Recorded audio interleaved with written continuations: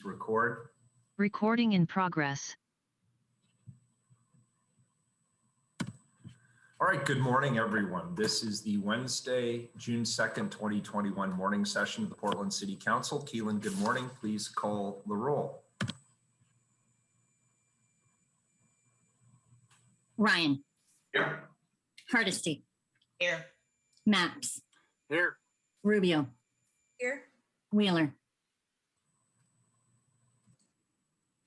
Here. Under Portland City Code and state law, the City Council is holding this meeting electronically. All members of the council are attending remotely by video and teleconference, and the city has made several avenues available for the public to listen to the audio broadcast of this meeting. The meeting is available to the public on the city's YouTube channel, eGovPDX, www.portlandoregon.gov/video, and channel 30. The public can also provide written testimony to council by emailing the council clerk at cctestimony@portlandoregon.gov.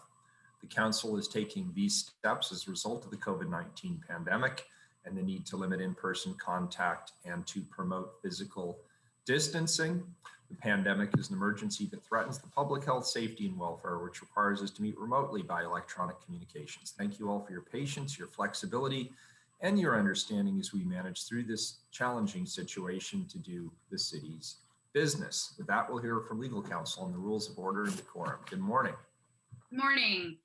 To participate in council meetings, you may sign up in advance with the council clerk's office for communications to briefly speak about any subject.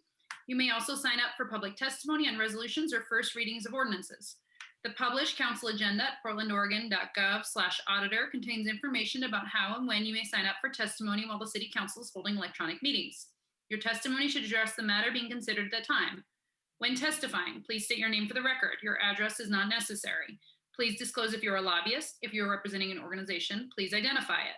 The presiding officer determines the length of testimony. Individuals generally have 3 minutes to testify unless otherwise stated. When your time is up, the presiding officer will ask you to conclude. Disruptive conduct, such as shouting, refusing to conclude your testimony when your time is up, or interrupting others' testimony or council deliberations will not be allowed. If there are disruptions, a warning will be given that further disruption may result in the person being placed on hold or ejected from the remainder of the electronic meeting. Please be aware that all council meetings are recorded. Thank you, Lauren, and good morning to you. First up is communications. Item number 398, the first individual, please. Request of Grady Preston II to address council regarding police oversight. Good morning.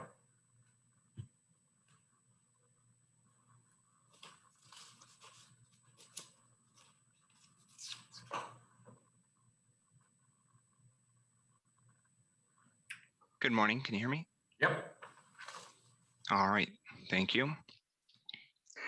It's so wonderful to see the Police Commissioner, Ted Wheeler, again, the Police Commissioner overseeing the Bureau with the highest increase in police brutality incidents across the nation over the last 4 years. It's great to see him tweeting about the horrific ramifications of police brutality. Unfortunately, his contributions don't end with hollow lip service. He claims all violence is unacceptable, yet he continues to employ known white supremacists from out of town so they can suit up in PPE gear and gas peaceful members of our community. When you wake up in the morning and look in the mirror, do you see the faces of the people murdered by your officers during your tenure? These 13 names here? Or since you receive less than 47% of the vote, do you not consider them your constituents? Is that why you only take meetings from the PDX Business Alliance? Hundreds of my neighbors now walk the streets with very real and deep pain from the brutality of 4 years of your PPP overship.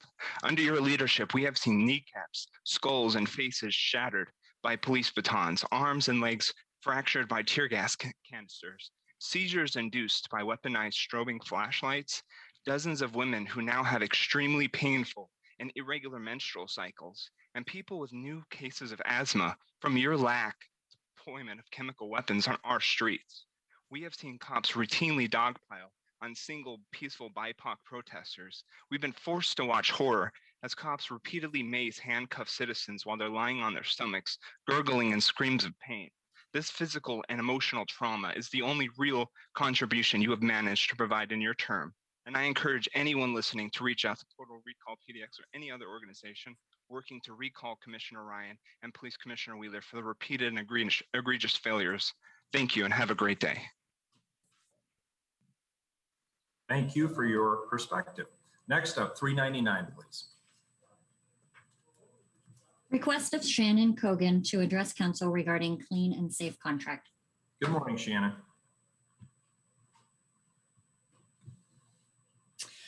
You know what? It looks like Shannon may not be connected yet. All right, if she connects, we'll bring her on at the end of communications if she's on by then. Okay. Next individual, item 400, please. Request of Aurelia Marine to address council regarding Zenith. And I don't see that Aurelia has joined us yet either. Okay, how about Elijah, item 401? Request of Elijah Cetus to address council regarding increase of crude oil trains through North Portland arriving at Zenith. Good morning, commissioners. Morning. My name is Elijah Cetus. I'm a first-year law student starting in the fall at Lewis and Clark, and I'm here to testify on behalf of Portland Harbor Community Coalition in opposition to Zenith Energy's recently submitted land use compatibility statement. Representing over 30 organizations and coalitions, PHCC's mission is to elevate the voices of the most impacted people in the Portland Harbor Superfund site.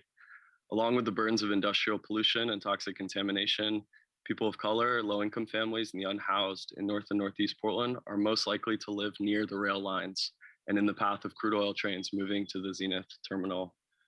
You've heard many powerful and personal testimonies on this issue, so without repeating them, I want to remind council that in 2019, the last time I was in City Hall, we filled 3 rooms with community members, and you received over 6,000 hand-signed signatures calling to stop Zenith's oil trains. This came on the eve of the 20,000-person youth-led climate strike. I'm so glad to see the youth here today. Every member of this council has either publicly opposed Zenith's oil trains or signed on to Sunrise Movement's endorsement letter affirming your opposition to the terminal. We've heard some questions from members of your staff in meetings about why we're opposed to Zenith and not the other terminals in the hub. To be clear, the entire critical energy hub puts the river, the Superfund cleanup, and our communities in grave and immediate danger from the risk of earthquakes, spills, and explosions, as well as air pollution, which has already left St. John's and Linton residents with some of the highest rates of asthma in the state. As a member of the Braided River campaign, PHCC is organizing with residents to call for a transition of this infrastructure in line with our climate goals and our vision for a green working waterfront. We urge you to reconsider promises made in 2019 to expand community right to know, to reinforce industrial fire brigades, and to require seismic retrofits of the fossil fuel terminals. But that takes time, and the moment to stop Zenith is right now. DEQ is requiring a land use compatibility statement from Zenith because they inherited their permits as an asphalt facility, then misled regulators and began moving crude oil by rail. They have increased the number of trains through our city every year. In 2018, they moved 14 million gallons of crude oil. In 2019, they moved 167 million gallons, more than a tenfold increase. In 2020, in the pandemic, they moved even more trains. 10,213 rail cars moved through St. John's. That corresponds to 1 unit train every 3.5 days. You have the responsibility right now to decide whether crude oil should be part of the future of our city and whether it meets our ambitious visions and our high standards in our comprehensive plan. I think this is a profoundly hopeful moment because we're being called to ask, when does the city have the right to say no? When do we have a right to say what we want? Tomorrow, June 3rd, is the 5-year anniversary of the Mosier oil train derailment, when a unit train of Bakken crude derailed in the Columbia Gorge, causing millions of dollars of damage and forcing residents and an elementary school to evacuate. It was fortunate because it was a rare June day when the wind was not blowing in the gorge and the plume of toxic contaminants rose gently to the sky. Tomorrow at 11 a.m., community members will be gathering at Cully Park to mark this event and to speak out against the continued expansion of crude oil at Zenith. I urge you to attend. And I further urge you to open up a public process for this land use compatibility statement. This is a key part of Oregon state land use laws, and it should have community voices. We also urge you to oppose the crude oil expansion. Do everything you can to stop this terminal. Thank you so much. Thank you. And if I could just comment on this, because we've had a number of very good speakers come in over the last couple of weeks on Zenith. First of all, thank you for doing your organization for this weekend. I'm sorry I will not be able to attend that for a variety of reasons, but I want you to know that philosophically I'm there with you. I also want to state again clearly for the record that I am strongly opposed to any increase in the number of oil trains either going through our urban areas or through the Columbia River Gorge, and that's both for safety as well as environmental reasons.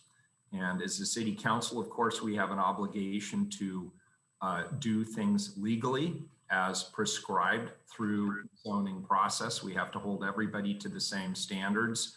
But I hope you have also noticed that we have enforced those standards with diligence, and it's my expectation that we'll continue to do so in the future. But I just want to tell you, I appreciate you being here. I appreciate your perspective. And I appreciate others who've brought that perspective, not only to us on the City Council, but obviously through the City Council to a broader audience. So thank you for that. Just wanted to say so. Thank you.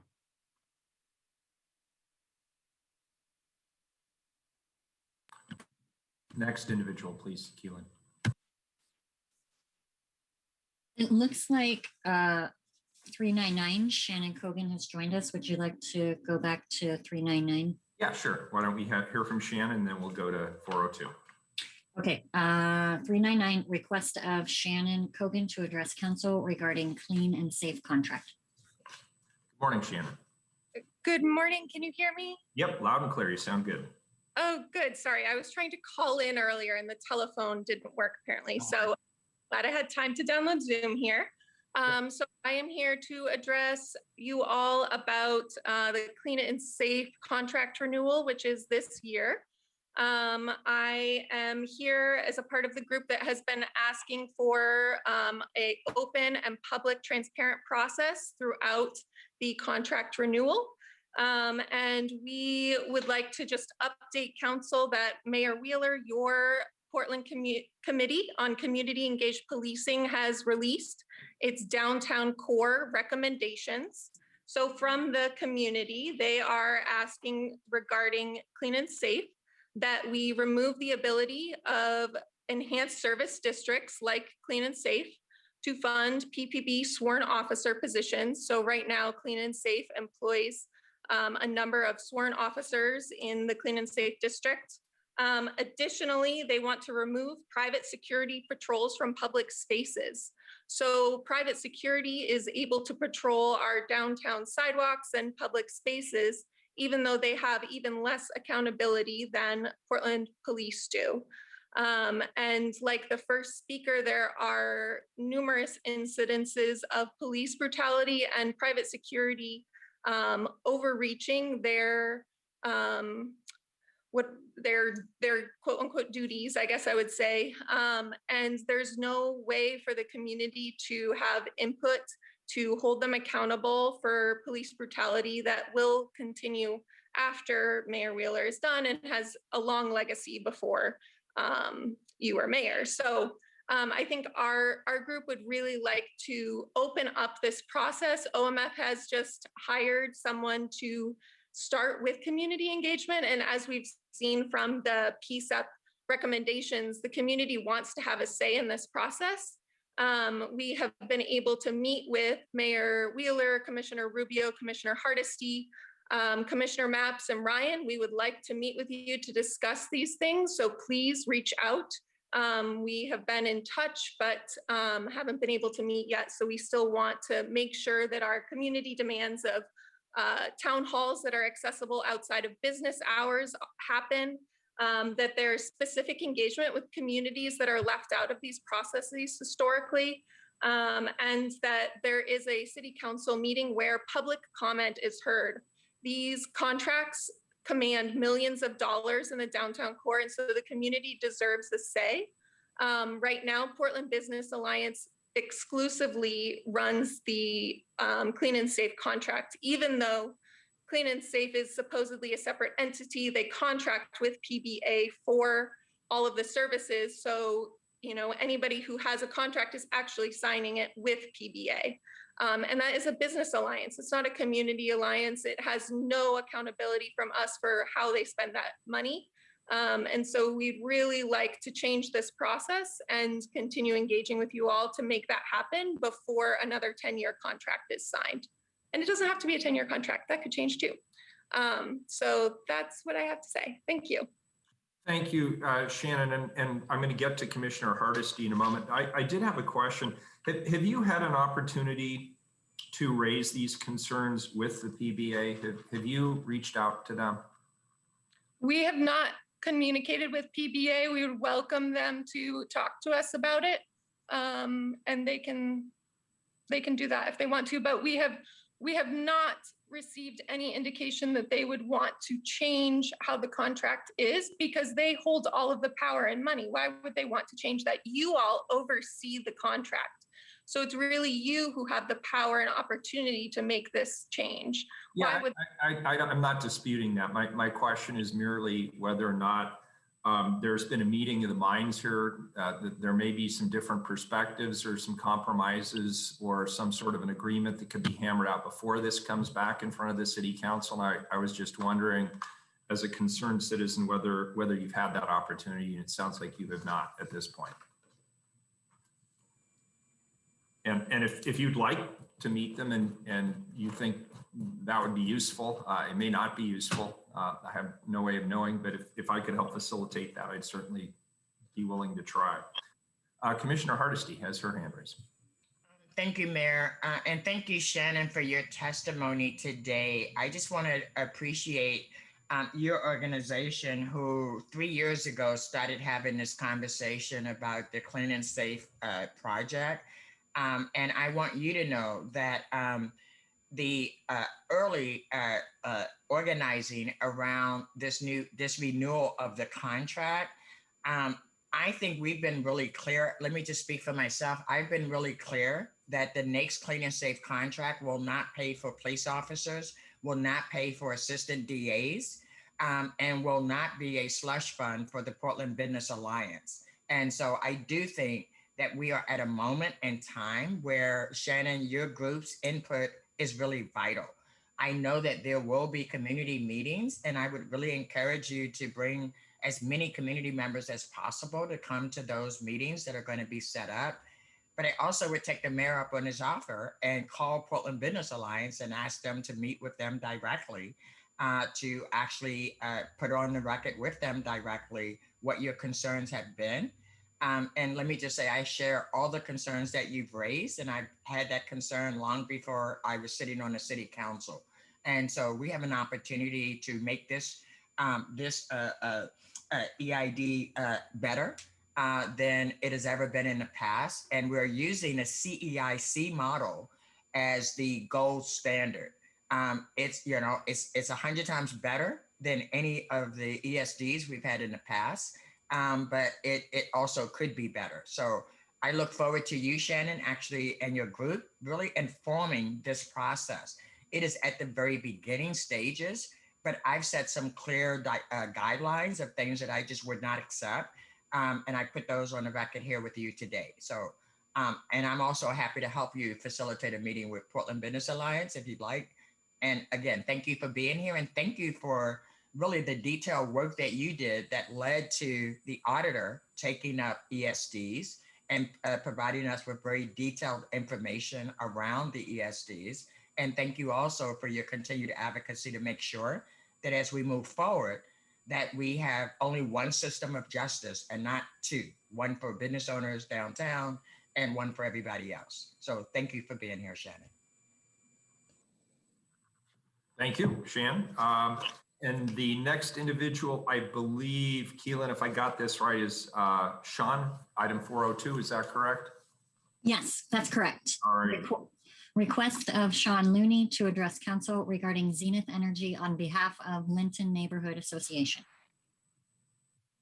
Hi, my name is Sean Looney, and I'm representing the Environmental Committee of the Linton Neighborhood Association. Linton currently is home to more than 200 million gallons of gasoline, diesel, liquefied natural gas, and various other highly flammable substances. In Linton, we're looking at the Zenith Energy permit application in a very personal way. In the realm of what could possibly go wrong, we know too well that among the many factors that make us vulnerable, one, there's a major fault line that runs along the railroad tracks parallel to St. Helens Road, where we live. Two, much of our community sits on highly liquefiable soil near the Willamette River. Excuse me. Three, we're due for the Cascadia subduction earthquake. And four, rail cars move through our community sometimes several times a day. Many of those rail cars hold enough fuel to ignite any number of catastrophes. All of these possibilities are in addition to the daily air pollution that already enters our lungs from unfiltered diesel trucks, railroad locomotives, thousands of passenger vehicles, and the off-gassing from the petroleum tank farms. In summary, Linton strongly objects to Zenith Energy's application, and we feel it's time for Portland to help us make our quality of life better and not worse. Thank you for your time. Thank you. We appreciate your being here. All right, we are at, well, let's do the consent agenda first. Keelan, have any items been pulled off of the consent agenda? We've had no requests. Please call the roll on the consent agenda. Ryan, Aye. Hardesty, Aye. Maps, Aye. Rubio, Aye. Wheeler. Aye, the consent agenda is adopted.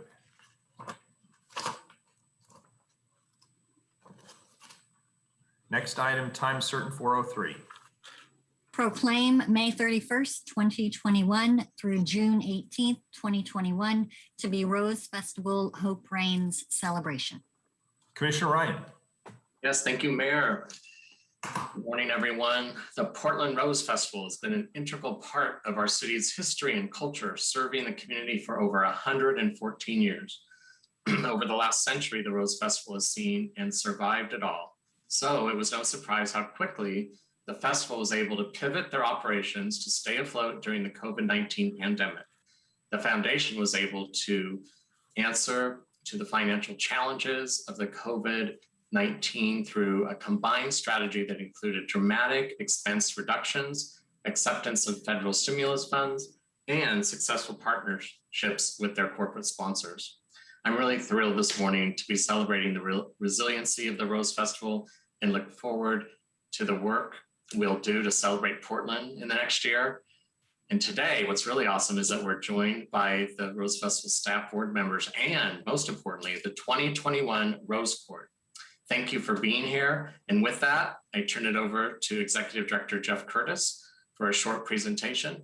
Thank you, colleagues. You're in for a wonderful experience as you get to know the young women representing our city. Take it away, Jeff. Thank you, Commissioner Ryan. Thank you for your work as our liaison to City Council. Mayor Wheeler, distinguished council, it's my honor to speak with you today as the CEO of the Rose Festival Foundation. I want to thank the city for this proclamation and celebrating Rose Festival season, even at this season is not the season that we all wish for and desire for with our large events taking place. I want to thank the council for its budgetary support, for our annual request for just a little bit of funding that helps us get over the line to do what we do and create the magic in Portland. You know, I want to tell our story, and Commissioner Ryan did a really good job of that. And he asked me a question yesterday: how do you feel about this second year in this pandemic? And my honest answer was proud. I'm proud of our organization's resiliency and our ability to create this theme of hope and provide inspiration in our community without the big events taking place. And let's be clear, it's been really challenging times for an industry, lots of industries, the events industry in particular, and the Rose Festival Foundation as the leader of Portland's event industry. To give you perspective, 2020, we had a dramatic decrease of revenue of over $5 million and a net operating loss of just under $500,000. That's the result of a quick about face not being able to produce our events in 20. What I'm here to tell you is that those are numbers, but they don't show the spirit and resiliency of the organization through community engagement and support that we've been able to rally and produce. and make this week. As of today, those numbers are less relevant because here's what is relevant. We didn't use our line of credit that we had available or our reserves. We made very difficult decisions, reduced our staffing, payroll reductions, amongst many things that ultimately ensure the Rose Festival Foundation has the ability to make its way through these challenging times. And I'm here using the word pride and proud that I'm here to say to council, as we proclaim this festival as happening this year in its altered way, that we are standing on firm ground to produce Portland's official festival in the scale and scope that Portlanders can embrace in 22. But in the meantime, the festival experiences continues right now. And we did last year with a lot of success. Most notably, we introduced the Porch Parade, which is a concept that has been replicated by festivals and cities across the country, most notably Mardi Gras in New Orleans, to our friends in Washington, D.C. with their National Cherry Blossom Festival. The Porch Parade, a little more to that in a minute, but introducing the Porch Parade, engaging our neighbors and our communities to celebrate Rose Festival season in a different way. We have done virtual Fleet Week. We have our treasure hunt, all elements that are part of this year's festival that we did last year as well. So the hard part for us was, what's the platform going into 2021, knowing that we couldn't do 20? With community engagement as the centerpiece, the Rose Festival Court, which you're going to meet in a moment, is that key ingredient for us. That ingredient of quality young women that represent the best of Portland. Having that as our pillar and doing some virtual events and Crowning the Queen in Washington Park and doing our Porch Parade, the Rose Festival season is alive and well this year with this runway to 22 coming soon. Briefly about our Porch Parade is that if you haven't seen or heard about it, this is the simple concept of asking our neighborhoods and our homeowners and our residents to celebrate Rose Festival at your home through the unique decoration of your garden, your porch, or your entire yard. And we've seen it all. Over 400 installations across Portland are being created as we speak and will be up through June the 13th. Thanks to Commissioner Mapp's office and partnership with Venture Portland, we've introduced the Porch Parade to businesses this year to get neighborhood businesses engaged, all for the idea of bringing the festival to the neighborhoods versus the old model of having a festival and making people come to us. The future is bright when it comes to engaging the community in that way, but also producing large-scale events in the near future in 2022. So that is a festival that we're celebrating. Porch Parade, the court, the traditions that matter, virtual Fleet Week, and our treasure hunt. But I get asked about what's on the horizon for 22. And as I stated, the financial base through really tough decisions, good management, and pride in our organization, the pillars are there for us to springboard this effort into planning for 2022. And here, as your official festival, there's going to be no bigger event, though while events industry is starting to reopen over the coming months, and people are coming out, the 2022 Rose Festival with over 1 million guests coming downtown or celebrating in their respective neighborhoods will be Portland's big family reunion. And the size and scope, we'll fill our hotel rooms with travelers again, and we'll reopen downtown. I ask this council and your support in that effort as we take the time to celebrate now, acknowledge who we are, but at the same time, get ready for a festival that will really showcase Portland in its right way in 2022. We are really excited about this runway. Last but not least, I'll just share that while we have worked on our own organizational structure during these COVID times, we have focused a lot about coming out of the COVID era, who we are from an internal standpoint that will translate it externally.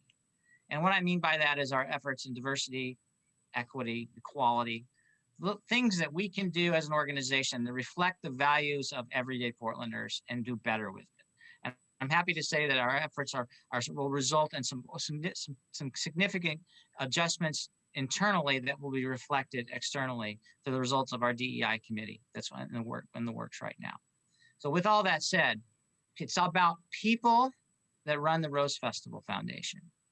And our events reflect those people.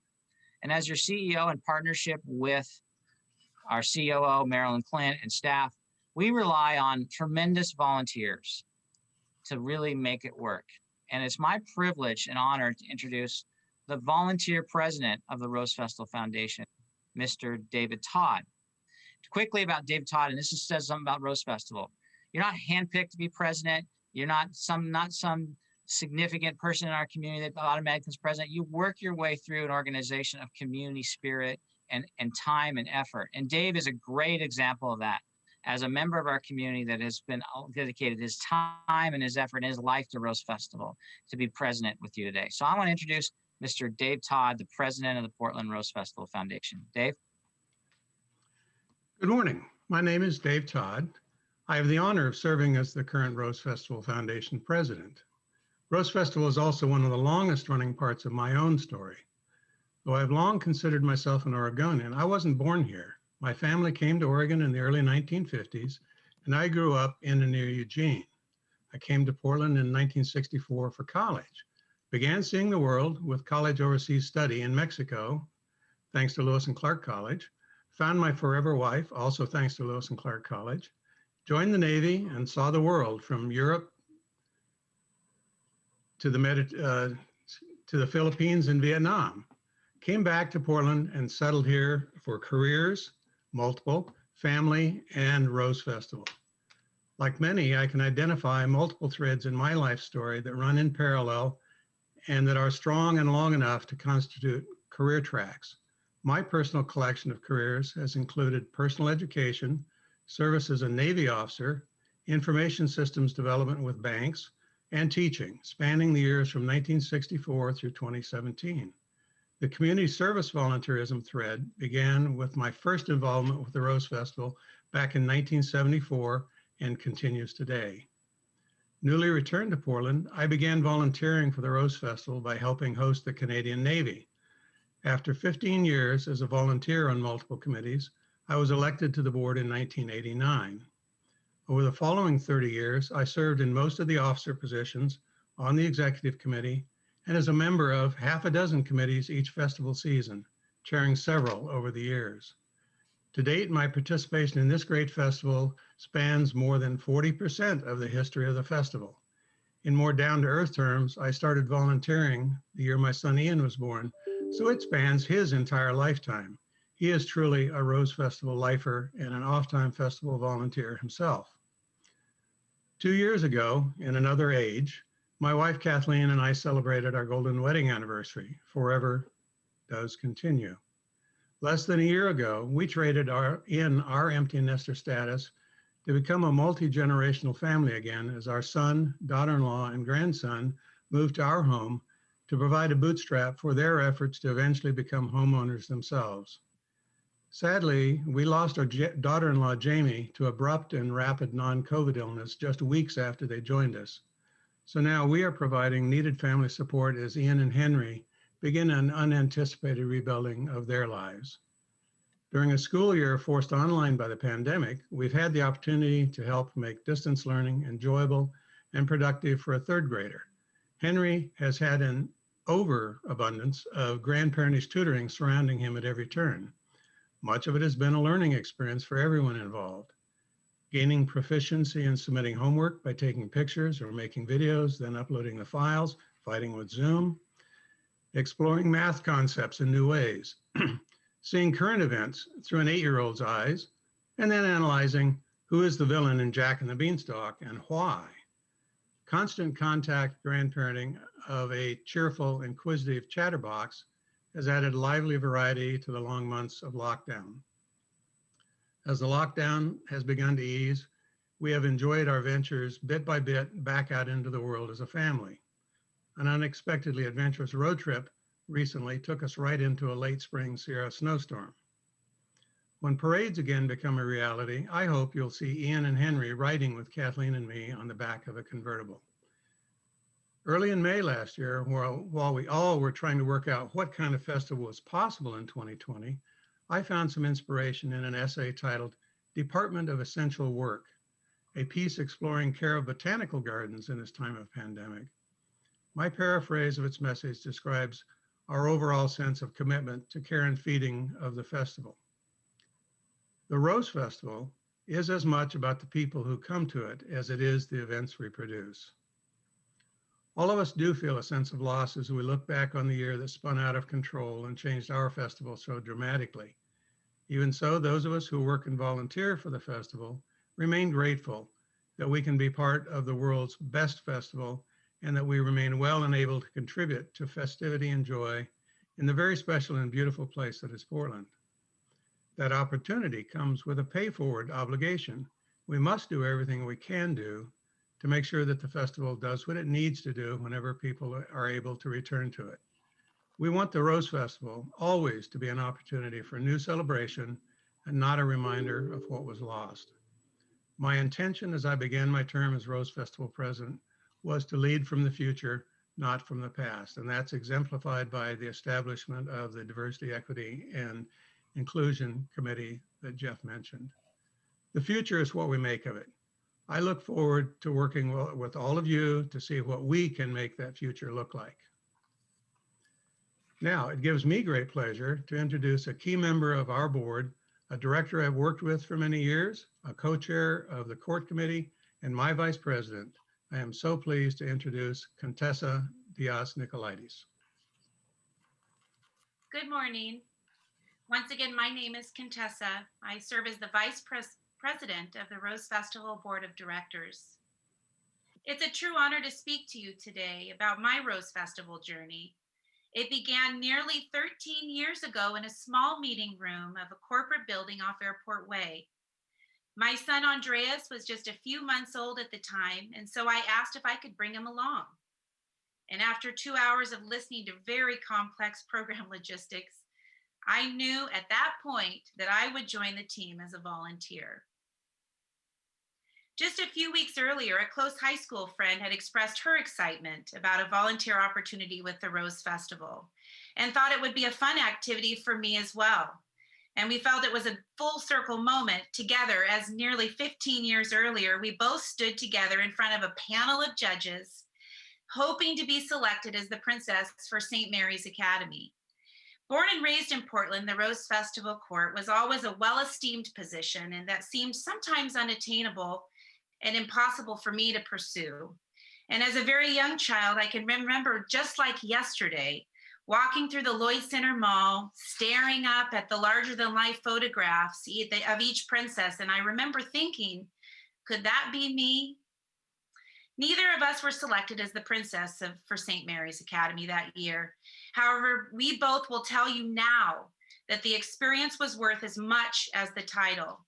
The preparation, the process, along with those we met, made the opportunity a win in itself. And although our disappointment certainly outweighed the feeling of gain that day, we now see the gifts it provided us. And although we cannot claim the title of past princess for St. Mary's Academy, we both return each and every year as the Rose Festival past president and vice president to encourage the students to definitely apply. Serving in the important role of one of Rose Festival's 6 officers, you might ask why I continue to work with the Rose Festival Court. Well, I believe what we do with the Rose Festival Court and the young women in our community is our most important work. This work places hope, it places encouragement, and it places support in the hands of our future. These young women who sit before you today, Council, they are our future. The Rose Festival volunteers are just like you, people with jobs, people with families and personal issues and choices to make. And this last year has presented many challenges for my family. The unimaginable loss of life, the COVID pandemic in the eyes of a 27-year airline employee, seeing thousands of my fellow employees out of work, and the everyday worry that came with seeing my 13-year-old sequestered in his room for most daylight hours, just trying to stay engaged and trying to stay successful with his schoolwork. That newborn baby I brought in my arms to my very first Rose Festival court meeting. He now sits 6 feet tall with his curly hair. He's a teenager living in a world much different from that of his younger years. And I'm so proud of the young man Andreas is. And I can't wait to see what happens in his journey ahead. However, at times I say I'm scared for what he may have to face in the years ahead. The conversations I've witnessed others say to their children, well, those are now the conversations I say to my own. And the challenges of politics and race added another level of complexity for my family. And I want my son to be aware. I want him to be aware, but I want him to be inclusive, and I want him to be non-judgmental. How do I teach my son that while he sees everyone the same, not everyone sees him the same, and that is not his fault? I search every day for the magic answer. What is it? But for me, the answer lies somewhere in the area of having hope. The Rose Festival Court and the youth we have served for over 100 years, they represent this hope for me. I see hope in these young women that sit before you today. Their aspirations, well, they include law, architecture, social work, mental health, medicine, environmental engineering, and working with LGBTQ+ and minority communities. These are amazing, amazing young women, and they are our future. They represent hope for me. And while the Rose Festival cannot take credit for the good works these young women have done, they've earned it. We can provide the mentorship, and we can provide the scholarship support to help them pursue their dreams, whether it be small or whether it be large. Each year, I reevaluate my own commitment to the Rose Festival Court Committee I joined just under 13 years ago. Volunteering comes with a sacrifice, as it adds to my already long work days, my work schedule. I have to balance the added stress of being a mother, being a great employee, and being a Rose Festival leader. But for me, my commitment rests in the eyes of each of these young women, in my son, and in the youth of today. This is where hope lies. The investment of time I find each year I give to this program because it is worth every single sacrifice I have made. In the Rose Festival Foundation and in the court program, I see hope for youth, I see hope for our future, and I definitely see hope for our community. And I'm so grateful to the Rose Festival for providing that amazing vehicle for our community as hope reigns here in the city of Portland, and it does. So now it is my true pleasure to introduce to you the 2021 Rose Festival Court. Thank you. Good morning, everyone. We're the Rose Festival Court presented by Unitas Community Credit Union, and we're proud to represent Portland's official festival and be with all of you today. Hi, I'm Natalie Mathers, and I'm representing Parkrose High School. I'm hopeful that my studies at the University of Oregon will give me the tools to improve the lives of those who are struggling in my community. Hi there, I'm Lily Rosebrook, and I am the Metro West Princess representing Valley Catholic High School. I am motivated by delicious food, and I love to cook for my big and boisterous family. If I could have you over for dinner, I would cook you my Nana Yvonne's Cuban-style arroz con pollo. ¡Qué delicioso!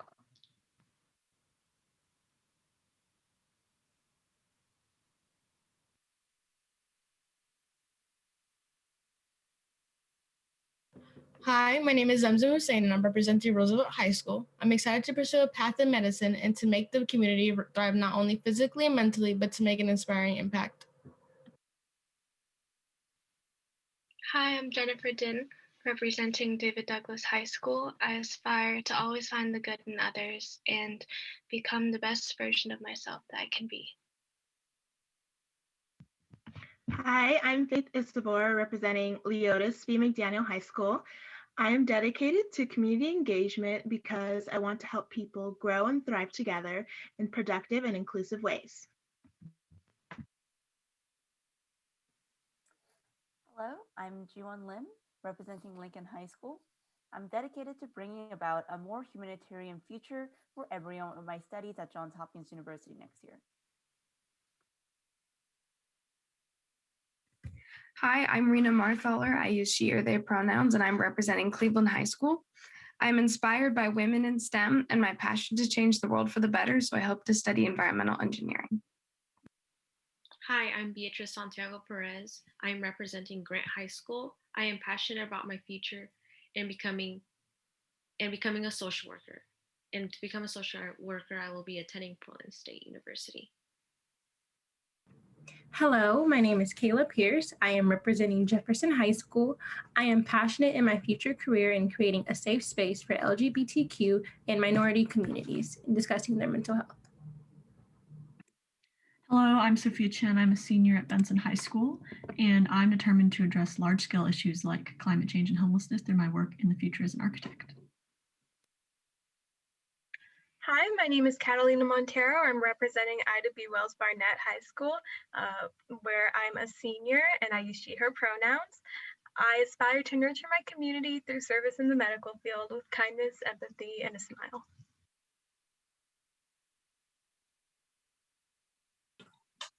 Hi, my name is Andrea Brazil. St. Mary's Academy High School. I'm hopeful that my studies at the University of Oregon will bring hope to the student I one day aspire to teach. On behalf of the Portland Rose Festival Court, we would like to thank you all for coming celebrating the 2021 Hope Reigns Portland Rose Festival. Thank you.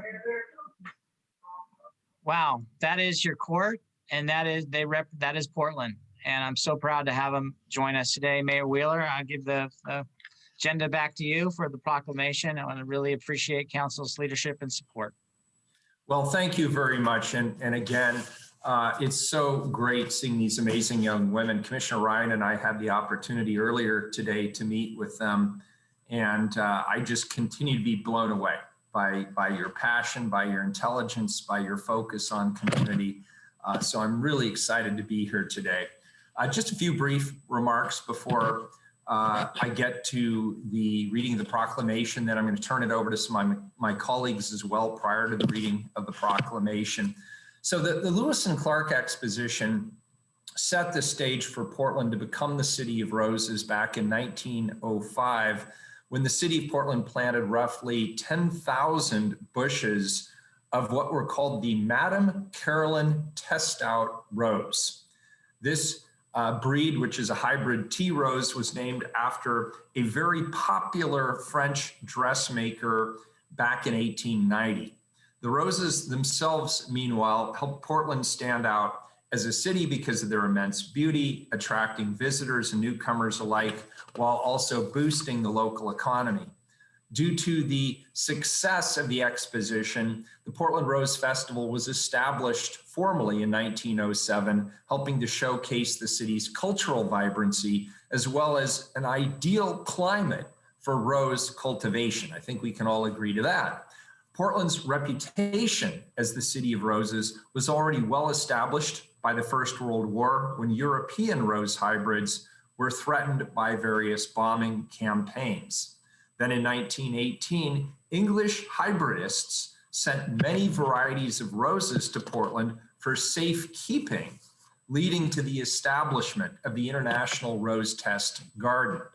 Today, Portland's reputation as the City of Roses permeates through almost every aspect of our cultural life, from the Sufjan Stevens song, The City of Roses, to my declaration of Portland as the City of Roses in virtually every proclamation that's read in front of the Portland City Council, from the various places named for roses and signage with rose symbols, to our world famous Portland Rose Festival. Portland always has been and will forever be the City of Roses. Before I read the proclamation, I'd like to hear some comments from my colleagues. I see Commissioner Hardesty is up first. Commissioner Hardesty, good morning. Good morning, Mayor, and good morning, all. I want to thank you, Jeff. As always, a stellar job. I am very grateful to both the President and Vice President, Mr. Todd and Ms. Diaz Nicolaus. I think, my apologies if I messed it up. You know, each year that you come in front of the city council, I think I can never be more impressed. I'm like, this is the most impressive group of young folks I've seen in quite some time. And every single year, I'm wrong because it's always better and better and better. What I've heard from you young ladies today is this desire to make your community better. And whether you're going to do it through medicine, whether you're going to do it through teaching, whether you're going to do it through community service, I am just so in awe that all of you have this passion for service. That's what we need. We need this generation to be all about service. I'm getting teared up and I don't even know why. I think because I'm just impressed so much with your passion, your vision. And I just can't wait to see what you do next. And I want you all to know that City Council has elections every 2 years. And so when you get out of school, maybe you want to think about coming back and running for Portland City Council. I hope you maintain your optimism and your passion and your desire to do good. You will go through a lot of places where people will tell you, you can't do this, you can't do that. Ignore them. Follow your heart, follow your passion, and you will have great things in your future. Thank you all for being here. Thank you, Rose Festival Court, for just finding the best, the brightest in our community and giving them an opportunity to shine early. I look forward to seeing what you do next. Thank you. Thank you, Commissioner Hardesty. Commissioner Mapps, good morning. Oh, thank you, Mr. Mayor. Mr. Mayor, colleagues, I'm delighted to join you in declaring May 31st, 2021 through June 18th, 2021 to be our Rose Festival Hope Reigns celebration. As the mayor mentioned, Portland hosted its first official Portland Rose Festival in 1907. 114 years later, the Rose Festival is still going strong. Of course, this year, because of COVID, the Rose Festival looks a little bit different, but it still looks great. This year, I'm particularly excited about two Rose Festival events. First, as we heard earlier in today's presentation, we have Porch Parade. Because of social distancing this year, we won't have our traditional Rose Festival parades. Instead, we will replace those with Porch Parade. In Porch Parade, as you heard, Portlanders decorate their porches and yards with themes celebrating the Rose Festival. This year's theme is Hope Reigns. Last year, more than 400 homes participated in Porch Parade, and this year, for the first time, the Porch Parade will include small business storefronts. I encourage every Portlander to go out and check out Porch Parade. You can find a map for Porch Parade by visiting the website for the Portland Rose Festival. That's www.rosefestival.org. And there's a second Rose Festival event that I'm really excited about too. This year, like every year, I look forward to hearing from Portland's Rose Festival Court. As Commissioner Hardesty noted, we are so lucky to have members of the court with us here today. Since the 1930s, Portland's Rose Festival celebration has included appointing a Rose Festival Court comprised of up to 15 students chosen from Portland area high schools. Now, for the next couple of months, these young women will be our ambassadors who will reintroduce Portland to the world and reintroduce Portlanders to each other.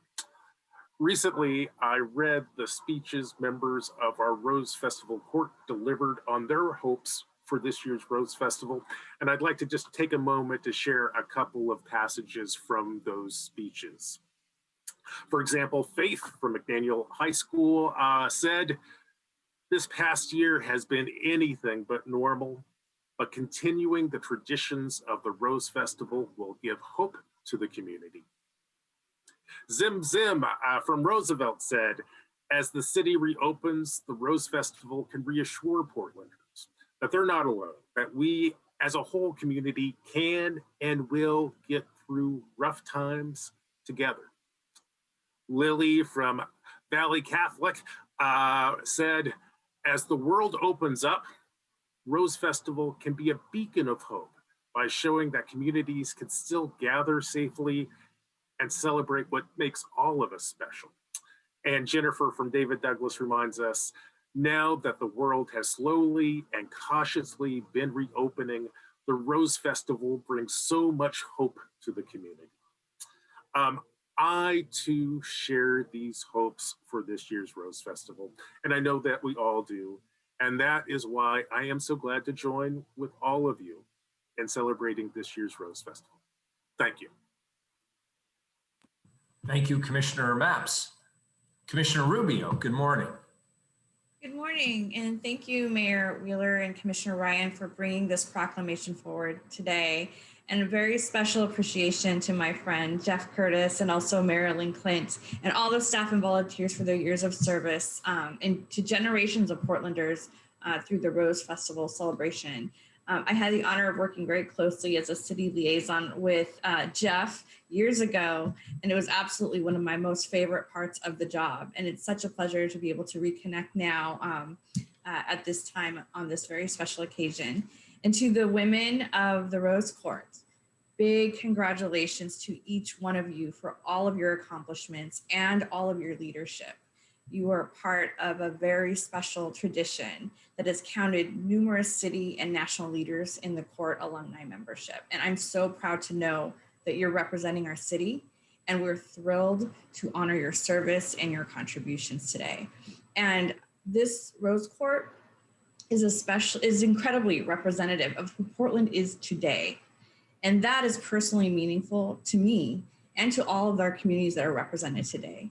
And hearing your aspirations and your values are so inspiring, and it gives all of us hope. A lot has happened in the last year.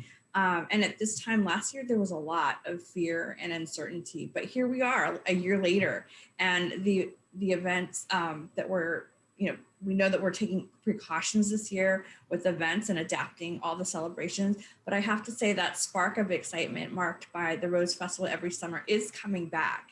And it's especially meaningful because it also marks our reemergence as a community from a hard time and into the future. So on behalf of all of us, I just want to say thank you for reminding us that, like our community, the Rose Festival is resilient and it's coming back strong. And I'm already looking forward to 2022. Thanks. Thank you, Commissioner Rubio. Commissioner Ryan, good morning. Again, it's good to see you. Good morning. I did have the opportunity to connect with the court earlier, and I mentioned to them that I just woke up with the biggest heartache, because I think a lot of you know I'm just a ridiculous, passionate fan, and that word is fanatic.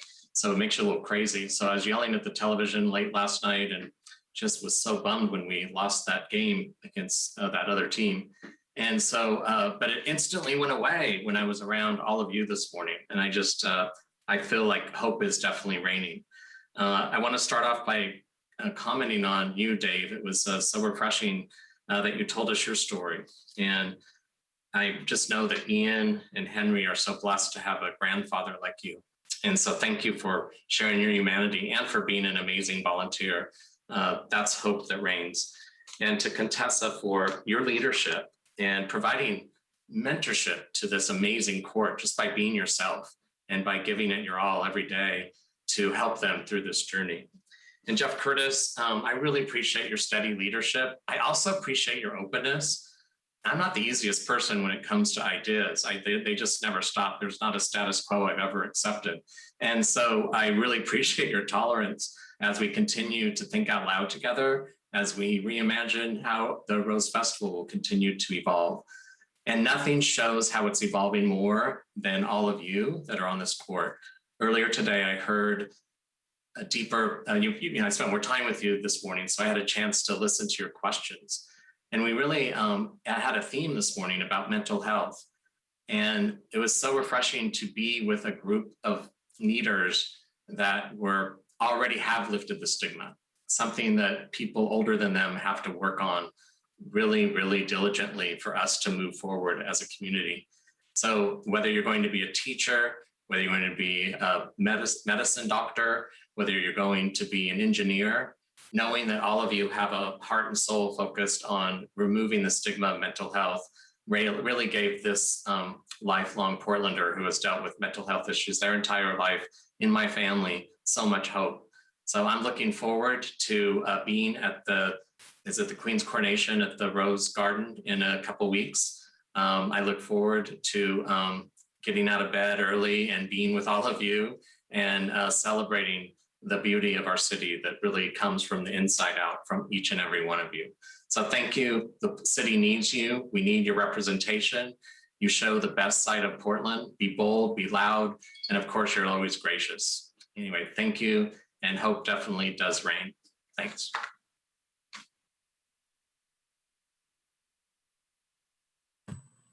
Thank you, Commissioner Ryan.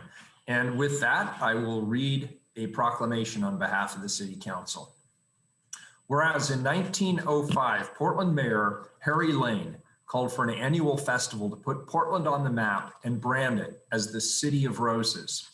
And whereas the Portland Rose Festival was created in 1907 with a mission to drive economic activity for the region, celebrate Portland's incredible rose climate, and provide citizens with a common celebration.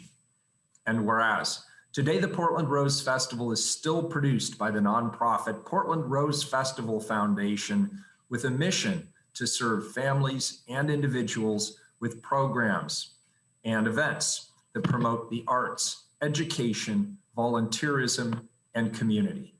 And whereas on January 13th, 2010, Portland City Council unanimously adopted a resolution naming the Portland Rose Festival as the City of Portland's official festival. And whereas the Portland Rose Festival continues after 114 years to provide an opportunity for people from all backgrounds, experiences, and cultures to join together to celebrate Portland's rich diversity and common humanity. And whereas today the Rose Festival continues to create connections amongst all parts of the Portland region, despite not being able to produce its popular large-scale events due to the COVID-19 pandemic. And whereas from May 31st through June 18th, 2021, the Portland Rose Festival will offer the community creative ways to celebrate, including virtual Fleet Week, the Rose Festival Porch Parade, the Rose Festival Treasure Hunt, and the Queen's Coronation. And whereas on this day, in the presence of the Rose Festival Court, the 2021 Rose Festival will be a springboard for Portland's continued recovery in the weeks and months ahead with the theme, Hope Reigns. And whereas the city may anticipate the return of its official festival to its former size and scope during Portland's Rose Festival reunion, May 27th through June 12th, 2022. Now, therefore, I, Ted Wheeler, Mayor of the City of Portland, Oregon, the City of Roses, do hereby proclaim May 31st, 2021 through June 18th, 2021, to be Rose Festival Hope Reigns celebration in Portland, and encourage all residents to learn about the festival and participate in its events celebrating our city. Thank you. Applause doesn't quite work the same way, but thank you again, ladies. You did a tremendous job, and thank you, Jeff. Thanks to your whole team. Thanks to your volunteer board, the foundation, everybody. We wish you all the very best. Thanks for lifting our spirits during a difficult time and giving us great hope and confidence in the future. Thank you all. Colleagues, next item is 404, time certain. Proclaim the month of June to be City of Gardens Month. Commissioner Rubio. Thank you, Mayor. I'm very excited and honored today to introduce the City of Gardens proclamation with Mayor Wheeler. Anyone who has been out walking recently and enjoying the warm weather can't help but notice all the explosion of blooms, roses, irises, rhododendrons, following tulips, wisteria, and cherry blossoms. So we're so lucky to live in a community where we get to enjoy these beautiful flowers. And we are incredibly fortunate to have many gorgeous gardens across our community. And most Portlanders will likely be familiar with the International Rose Test Garden, the Japanese Garden, Lansu Chinese Garden, and Leach Botanical Garden. And our gardens also include the Native Gathering Garden, a recent Indigenous landscape restoration project at Thomas Cully Park, and also the Portland Memory Garden, which was a garden compassionately designed by volunteers for those individuals experiencing memory loss. All of these public gardens feature not just spectacular plants, but these beautiful and serene places also represent the diligent and ongoing support of countless volunteers and generous donors. And last year, Portland Parks Foundation developed the first comprehensive guide to these gardens. And I would encourage everyone to access it on their website and to take the time to visit these community treasures. So today we have a few guest speakers from some of these gardens listed in that guide to share a few words and a short video. And to start us off, I would like to turn it over to Portland Parks Foundation Executive Director, Randy Gregg. Thank you, Commissioner. Good morning, other commissioners. I'm really honored today, especially really humbled by following the Rose Festival proclamation and being introduced to these incredible young women. But I want to pull the lens back and recognize that the Rose and the Rose Festival are sit within a context that is also larger, that we're really more widely a city of gardens. And June, as the commissioner said, is when the city is at its most resplendent. Nearly every yard, every neighborhood is in bloom. Even our weeds look nice this time of year, as I can personally attest. But as a culture, Portlanders have a particularly powerful expression of our collective horticultural ethos in our public gardens. A lot of metropolitan areas around the globe have 1 or 2 or 3 great gardens. We have more than 19 sprinkled across greater Portland. And as the commissioner said, they range from our internationally renowned to local gems. They were born of many impulses, from horticultural obsessions like the roses to giving folks suffering from dementia safety and joy. So last year, the foundation and its supporters thought it'd be a great service in the pandemic to create the first comprehensive guide to these riches and on a website that is cityofgardens.org. And this year, we invite you to join us in celebrating these resources with a proclamation. And we can kind of consider it as a practice run for next year, when Portland will be host to thousands of public garden devotees when the American Public Garden Association holds its annual conference here. So I'd like to introduce 3 colleagues to share their perspectives on the importance of these gardens. First up will be Steve Bloom, CEO of Portland Japanese Garden. Then Raymond Cheng, who's the board chair of Lansu, our Chinese garden. And then Courtney Beckel, who's the volunteer program director at Johnson Creek Watershed Council and works extensively with Leach Botanical Garden. So take it away, Steve. Thank you, Randy, and Mr. Mayor and commissioners. Thank you for having me here today. And for this recognition of public gardens is an important part of Portland's greater landscape. Often, I'm sorry you hear the trucks going by in the background, my apologies. Often I think we forget to take stock in what we have here in Portland. And I think the pandemic was an opportunity for us to really value more highly these public gardens that we have. When we were stuck in our homes, to still have a place to go where we could be outside in a safe setting and enjoy nature and the beauty of these gardens, I think was really very critical to the community. And we see that the recognition is coming now from across the country and across the world for the investment that we have made in these gardens. When we put in to bid for the American Public Gardens Association National Conference, it was not just the Portland Japanese Garden that allowed this conference to come to Portland, but it was the depth and breadth of all the gardens here in Portland as a team moving forward with this proposal to host the conference that won us this very, very important conference. For our part, the Portland Japanese Garden is not just a garden, but it's a place where the community comes together to have important conversations about the inclusion of all people, about mutual understanding between peoples. And those are that's the basis on which we were founded, to the point where we're not just a garden, but we've become the largest Japanese cultural center in the world outside of Japan. The American Public Gardens Association 1 year ago awarded its highest honor, voted by 600 public gardens across 20 countries, to the Portland Japanese Garden with its Garden Excellence Award. And we are just one example of many, many public gardens that are of the same quality and stature in this community. And so this recognition is really, really important to us. And thank you for being here today and doing this with us. Thank you.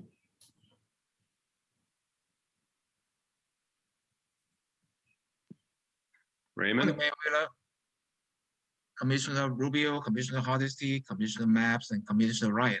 My name is Raymond Chang. I'm the president of the board for the Lanshu Chinese Garden. It's amazing the city of Portland has so many beautiful gardens, for the people in our community to enjoy.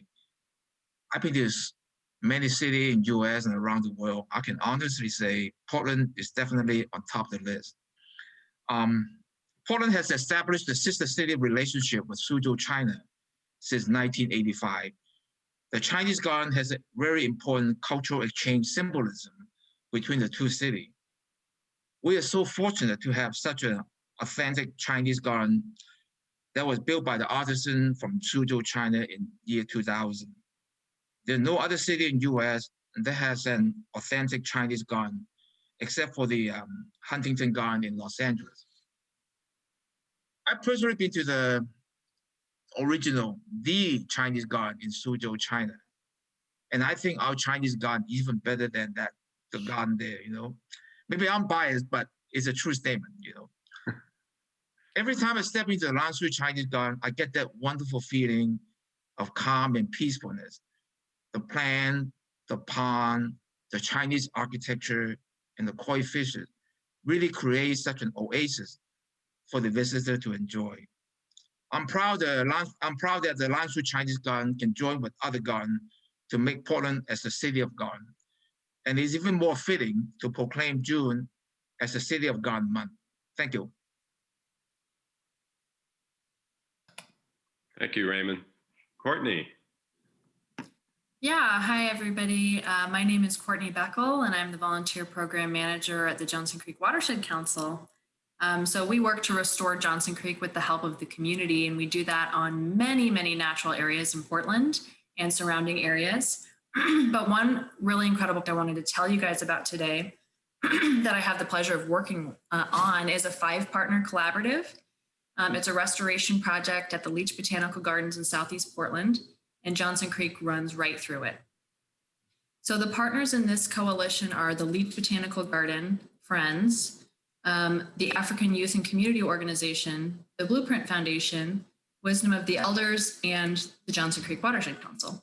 So these 5 partners share a goal to restore several acres of neglected land at the gardens to native habitat while providing valuable learning opportunities for youth and a connection to the land that we return to again and again. And so the Leach Botanical Garden is the special place where this coalition can plant and care for the vegetation, monitor wildlife that actually indicates the success of the project, and teach and learn all with each other. So each partner is able to pursue their own goals within these bigger goals, such as developing environmental literacy and mental health skills through mindfulness for the African Youth and Community Organization interns. It also includes workforce development skills for Native adult interns from the Wisdom of the Elders group, and pursuing science, technology, engineering, and math careers for Black youth with the Blueprint Foundation.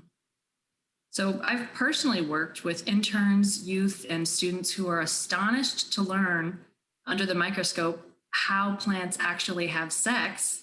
They love finding strange and beautiful aquatic insects that tell us how clean the creek is by their presence, and traditional ecological knowledge of native plants that are in the garden. So these youth then become mentors and share their knowledge with incoming students. So needless to say, this is a really unique project that I'm honored to be a part of, and that we definitely could not undertake without the uniqueness of the garden itself. So this project at this garden means so much to so many, and it's just one example of how gardens can play a meaningful role in hands-on environmental learning and community building right here in the heart of the city. Thank you. Thank you, Courtney. I think that's just one example of the many interactions that happen in each of our gardens across the region. And so we really wanted to just pull the lens back and recognize that, that we sit in the Willamette Valley and this incredible, resource of the valley, the soils, the climate, and that the important role that these gardens are playing in shaping our culture and our shaping of their cultures. So with that, I'd like to play a little video that we put together and turn it back to Commissioner Rubio.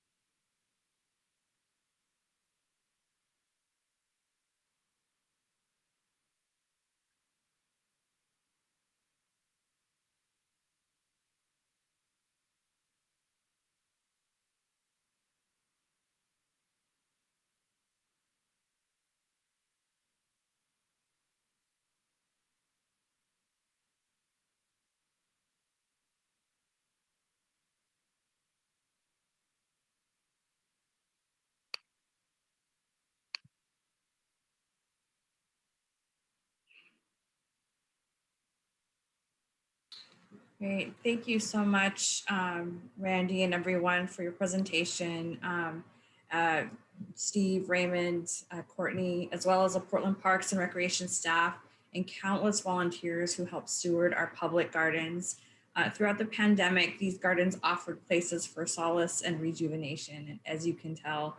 And now as our region begins to open up, these amazing horticultural and cultural spaces deserve our celebration and our care. We're truly a city of gardens, some large, public facing, and many small or personal or communal. And whatever your interest is, there is a garden out there for you. So thanks again to our guests who presented today. I'm so proud to be Parks Commissioner and get to see firsthand the great care that goes into these gardens, and I'm honored to be part of this proclamation today. So Mayor, we'll turn it over back to you.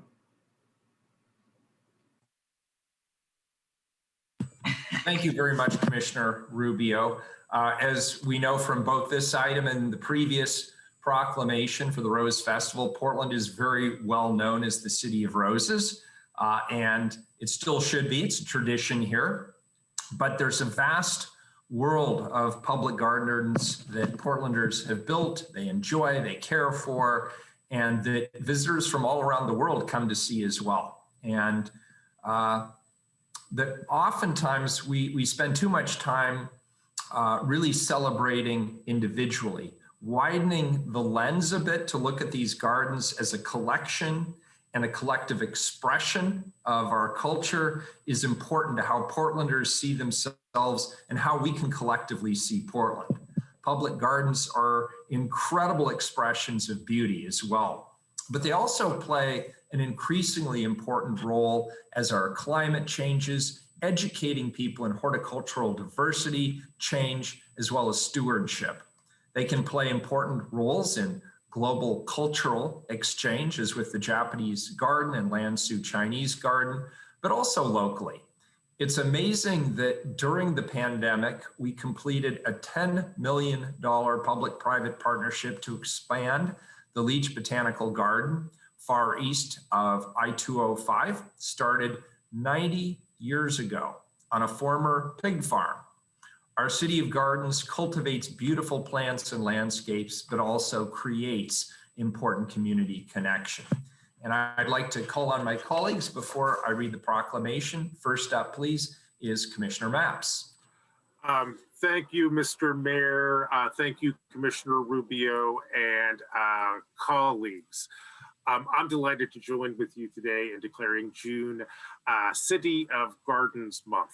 As we've heard through today's presentations, Portland is home to some world-class public gardens, including the Bushes Pasture Park, of course, the classic Crystal Springs Rhododendron Gardens, Deepwood Museums and Gardens. McMenamins Edgefield has great gardens. Same thing with McMenamins Kennedy School.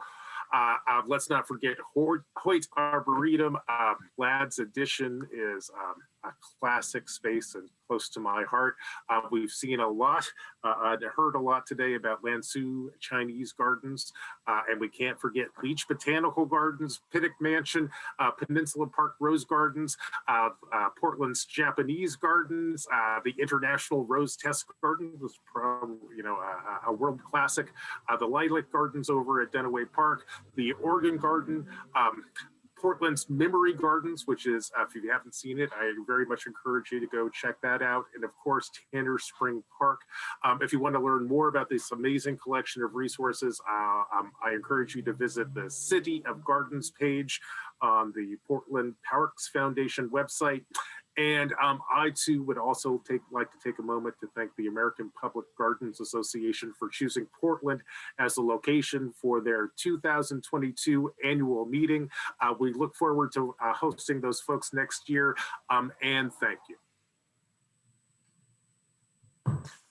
Commissioner Ryan. Thank you, Mayor, and thank you, Commissioner Rubio, for bringing this forward to the dais today. I really had no idea that June was the City of Gardens Month, and that's one of the joys of being on this City Council is every week you find out about another important item to take a breath on.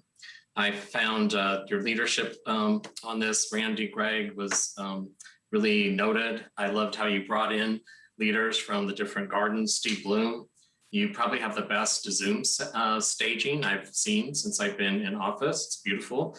And thank you for your work at Japanese Garden. Randy Chang, I love that you got competitive and said that the Chinese garden here is better than the one in China. A lot of ambition. Portland needs more of that. And Courtney, I'm excited to say that just last night, didn't plan this to be timely, but I had the joy of being at Leach Botanical Garden. And thank you, Director Long, for hosting me and Joanne. It was spectacular. And I was really taken with the wisdom of the elder stories. It was great to see the work that's been going on, the restoration there. And anyway, I just can't wait to continue to frolic around the city and notice what a gift it is to live in a city that has so many incredible gardens throughout. I just have to plug a little tip that helps me, and that is the OSU Extension Office puts out a monthly to-do list for your own garden. You can see that this is a good month to do some major trimming of your rhododendrons because they just blossom. That's just a little tease so that you too can click onto the OSU Extension Service. And this comes from a duck plugging an Oregon State University product. I want to end by saying how important gardens have been for me personally and for so many people in the city, especially over the last year. I don't know what I would have done without walking over to the Peninsula Park gardens and seeing neighbors and people I haven't run into, say, in 6 months because of this pandemic. And just to see us early in the morning smiling as we walk through the park. Also, I'm blessed to have a backyard with a lot of garden varieties. And I'll tell you that after a tough meeting or a tough week, that's what it's like to serve. I think in 2021, we have a lot of crises that we're managing. And I know for me, if it wasn't for going out and being with my garden, for example, this weekend, the highlight of my weekend was eating some fresh strawberries and raspberries in my garden. Watching the tomatoes take off in this heat over the last 2 days is spectacular. So it's those little things that allow me to slow down and restore my own soul as I connect with the garden. So I hope that each and every Portlander has that opportunity with our public gardens to have access. And I hope our neighbors continue to take care of one another and share our knowledge about gardening. I know that I learned so much from my neighbors when it comes to gardening tips. Anyway, I'm really glad this was on the agenda this morning. Thank you for allowing us to take a breath on such an important topic. And Commissioner Hardesty, good morning. Good morning. Thank you, Mayor. Thank you, Commissioner Rubio, for this very timely resolution. I'm always thrilled when I learn something new on this council. And today I had no idea that we had so many well-known gardens in the city of Portland. And I have to say, for me, I think going to explore the roses have been a highlight every year, especially this time of year, in many, many different areas of the city. When I first moved here, I thought people garden like all the time in Portland. It's like it is an obsession with people who are always actually gardening. I used to think there was something wrong with me. But the good news is that I get to benefit from all the hard work that people put into creating just these beautiful environments throughout the city. So I greatly appreciate Commissioner Rubio bringing this acknowledgement today, and look forward to every year being reminded of the beauty that surrounds us here in the City of Roses. So thank you very much for the resolution. Thank you all for the great work. Let me just say I was really thrilled to hear about the partnership with the African Youth Organization, as well as with Wisdom of the Elders. They have been just a fine community partner for decades, and it's wonderful to see the connection to restoration of the land using elder knowledge of our native population. So I can't say enough good things about roses and flowers and gardens, and look forward to seeing what happens next year at the conference of all these smart Rose people that will be in town, maybe giving us a couple of lessons on how we can keep our roses going much longer. Thank you again, Commissioner Rubio, for this timely resolution. Very good. Thank you, colleagues. Now I will read a proclamation on behalf of the Portland City Council. Whereas Portland's gardens exist on lands nurtured by Indigenous people, where the blooms of native plants are seasonal reminders of their stewardship. And whereas Portland, Oregon is home to more than 15 extraordinary public gardens within city limits. And whereas some of these gardens, amongst them the Portland Japanese Garden, Lanzhou Chinese Garden, and the Rose Test Garden are known throughout the world. And whereas Portland sits within the Willamette Valley, home of the world's greatest collection of nurseries, and to other public gardens like the Oregon Garden, Bush Pasture Park, and Deepwood Museum and Gardens. And whereas in an era of climate change, public gardens serve as respites from heat, repositories for many native plants that are disappearing, and corridors for pollinators, birds, and wildlife. And whereas in times of pandemic, public gardens are places to enjoy beauty and calm while physically distanced. And whereas in times of social unrest, public gardens are places for all Portlanders to reflect and find solace in nature and seasonally changing beauty. And whereas community volunteers, partner organizations, and city staff work to preserve and enhance our public gardens. And whereas in 2022, Portland will host the American Public Garden Association's annual meeting, bringing thousands of public garden experts to our city. And whereas in the spirit of inclusivity, the language of gardens and lessons they teach need no translation. Now, therefore, I, Ted Wheeler, Mayor of the City of Portland, Oregon, the City of Gardens, do proclaim the month of June henceforth to be City of Gardens Month in Portland, and encourage all residents and visitors to visit our fantastic public gardens. Thank you all. Thank you. Keelan, next up is item 405. Please, time certain. Accept the Office of Equity and Human Rights 3-year strategic plan.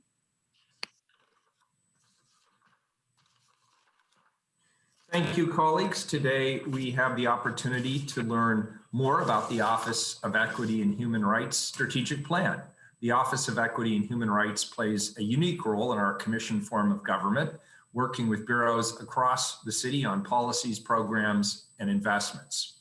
City Council charged this office to promote equity, reduce disparities, and work to resolve issues rooted in bias and discrimination through research, education, and interventions. I believe this report comes at a critical time, as I'm sure you do too. This is a time when our city, of course, is grappling with how we can come together to build back our city better than before and make it a city that truly works for everyone. I want to commend the Office of Equity and Human Rights resolve, particularly Dr. Webster's, to bring this strategic plan to the City Council. I'm looking forward to this presentation, and now without further ado, I'll turn it over to Dr. Webster. Good morning. Good morning, everyone. Mayor, Commissioners Hardesty, Mapps, Rubio, Ryan, colleagues, and guests. For the record, my name is Dr. Markeisha Webster, and I'm the Director of the Office of Equity and Human Rights and Special Advisor to the Mayor on issues of racial justice and equity. It is a pleasure to present to you today the Office of Equity's strategic plan. In full transparency, when the COVID-19 pandemic hit, racial injustice was consuming Black neighborhoods across the country. The wildfires were destroying the beautiful Oregon landscape.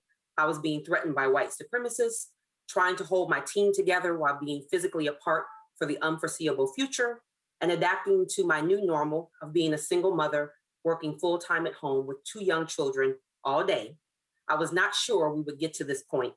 However, I was determined that this work would continue. And while not perfect and certainly not static, but a dynamic document, our office would bring this report to council in spite of it all. I want to thank every community member and city employee, specifically directors, 2 of which are here today to offer support. Thank you, Directors Bless and Durbin, and equity managers who have continued to champion our office through the years and in this moment. I want to say a special thank you to the Office of Equity staff. They are a team of dedicated equity warriors, unmatched anywhere. Kofi, thank you for being here today, Kofi, my Deputy Director. Jeff, Tatiana, Danielle, Grace, Kapua, Yolanda, Judith, Nicole, Jonathan, Theo, Claudia, CJ, Layla, Melody, Lex, and Sweta. Thank you for believing in me and more importantly, believing in this work. I would also be remiss if I did not give a special thank you to former Commissioner Amanda Fritz and her office over numerous cups of tea. I shared my vision for this work and she did everything in her power to support it. And as many of you have heard me say before, I do this work with a focus on my why. And that why sometimes shifts and changes. Today, my why is my sister, Brittany, a beautiful Black young woman and mother who is battling mental illness. I promise my sweet sister, I will continue to wake up every day trying to chip away at systems of oppression. All right, and with that, I'm going to share my screen. We've got some slides here. Okay, hopefully everyone can see that okay. I can get a thumbs up. Sure, okay, here we go. So the Office of Equity and Human Rights, as many of you know or may not know, was born out of a community vision and really a mandate that there be a focus internally about what the city's equity initiative would look like, right? Sort of getting our house in order. And so there was, so many over the last 10 years, important initiatives and support and guidance that the office has provided. And I think this is year 10. And so it's really awesome to be in this space and to be celebrating today this monumental step in the work that we've been doing. In 2018, there was a stakeholder engagement process prior to my coming into this role as a director in February of 2019. And that stakeholder engagement process involved community-based organization leaders, city staff, and elected leaders as well. And so few of the things that the stakeholder report revealed was there were lots of good work that was happening in the office. And that included our racial equity 101 training, the leadership and sort of guidance around bureaus creating their racial equity plans, our budget equity tool was a budget equity assessment tool, it's a mouthful, and supporting just overall the city's equity work.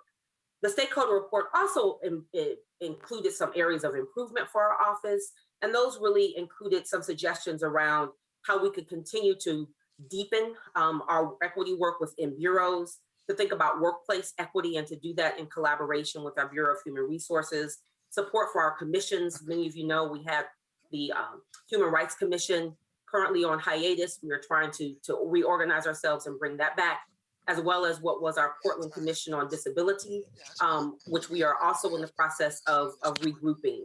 And so continuing support for our commissions, our relationship with the community, and then finally this recommendation around structural and systemic changes to really strengthen the Office of Equity's work and to really increase our authority. That was one of the major themes that was coming out in that stakeholder engagement report. One of the other things that I think that's worth noting is there was this challenge of whether our focus was internal or external. And while primarily internally focused, our work cannot happen. And I've said this since the beginning of my tenure and time here.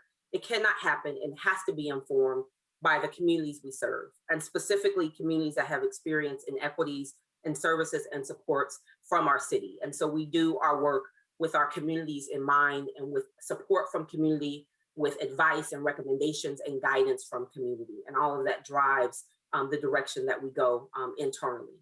Our strategic planning process started in the fall of 2019. And here we are today with our sharing at City Council. So as I mentioned before, we were created by city ordinance in 2011. And I won't read all of this, but you can get a sense of, at that time, what the office was charged to do. And our areas of work include equity training, equity tools. As I've mentioned, our budget equity tool is one of those tools. Our work on Title VI and Title II, disability equity, our Black Male Achievement Program, our Human Rights Commission, We have our equity communications as well. And so there are lots of programs and really exciting things that have been happening in the office over the last 10 years. And we just continue to grow. We have a lot of new folks that have joined us in the last couple of months. And so really excited to continue advancing this work. One of the other important pieces that I think I want to share is we've often been asked what our role is in the city of Portland. And so as I thought about information from the stakeholder report, engagement here at City Council, engagement with bureau directors and our equity managers, this is really where I saw our role and how we needed to more clearly articulate that.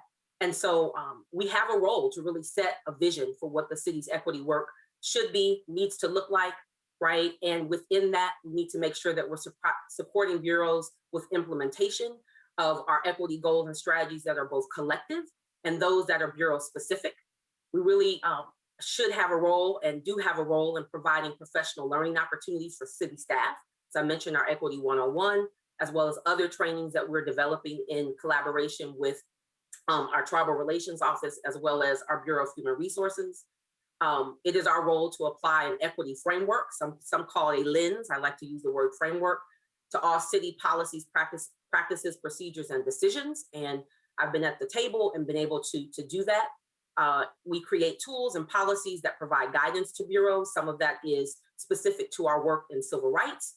And then finally, and this is the piece around how do we really have more authority, right? But I think it is also our role, and we need to think about what this looks like to really monitor progress and to hold our city bureaus accountable for advancing equity. And we saw a lot of that emerging as we have been engulfed in our COVID-19 pandemic. So our mission statement, we had shared this actually, I think back in March of 2020, right before everything shut down. I was doing my budget presentation at the time, but this was a mission statement that the office had been working on for some months. And we really thought in that moment, it was important to share as we were presenting our budget back in 2020. But I will just read this very quickly so that we can hear it in the space. So the Office of Equity and Human Rights leads the City of Portland's commitment to equity. We hold the city accountable by developing policies, practices, and procedures that strive to dismantle systems of oppression and build equitable foundation for our most systemically oppressed communities. We center race and disability through education and analysis. Individuals experience multiple forms of oppression. Thus, we drive equity with an intersectional framework. And if you've had time to look at the strategic plan itself, you'll see that we really have taken some time to talk a little bit about what we mean when we say intersectionality. So I encourage you to look at that information so that you are familiar with that as we are using it and really thinking about how our work is intersectional in nature. Very quickly before I share pieces around the vision, I wanted to just share this piece with you. And I've been doing a lot of reflection and sort of thinking about how do you really articulate a vision, right? Doing that in conjunction with my teammates, right? Thinking about what that means as I look into community and see what's happening all around us, past, present, right? What our future will be. And so I ran across some research that really talked about the magic of constraints. And so the research talks about that constraints can force you to think creatively. And so sometimes when you give yourself limitations or restrictions, it pushes your mind to generate ideas that are inventive, right? And to give you sort of those solutions that you may not have thought of. And so I put a couple of examples here, right? Kind of simple, right? So if you were given the task to describe your dream bedroom, but you had some constraints, right? That the walls had to be painted white and the bedspread must contain the color blue. And maybe none of those colors, right? None of that appeals to you. But how can your creative mind, how can you push yourself beyond what is comfortable to really think about still having your dream bedroom? And so with that, I thought about what is my challenge, right? And what has been the challenge of the office. And I just offer this, right? I've been asked to serve as a director for the Office of Equity and Human Rights and also a special advisor to the mayor on issues of racial justice and equity, providing equity leadership and guidance citywide. But here are the constraints and the reality that city government, not just our city government, but across the country, have been founded on principles and continue to uphold principles of white supremacy. And so thinking about that, right, as a constraint, in addition to, support to advance equity citywide is often impeded by individual, institutional, and systemic racism. So you talk about some constraints. And so how can we all really use the magic of constraints to push ourselves? And so in thinking about that, I share with you our vision and some statements that are related to that. And so I envision a Portland city government, we envision a Portland city government that acknowledges and is accountable to redress the harms of systemic oppression, anti-Blackness, and systems of white supremacy. So acknowledging that, being accountable to that, not just saying, yeah, that happened, no, it's happening, and what are we going to do to redress it? Using language that directly names the communities that are experiencing systemic oppression, that we're not reduced to acronyms. We've been really encouraging folks, and I was guilty of it too, using BIPOC, right? Really stepping away from that and naming our community so that they are not reduced to some letters. Creating spaces and maintaining spaces in Portland that are clean, safe, open, and free for communities so that they may enjoy all of the beautiful things that the city has to offer. And we just heard the wonderful presentations related to our beautiful outdoor space, right, in our gardens. Ensuring that Black, Indigenous, and other individuals of color enter Portland spaces every day without fear and anxiety or uncertainty about whether they'll get home and return to their families.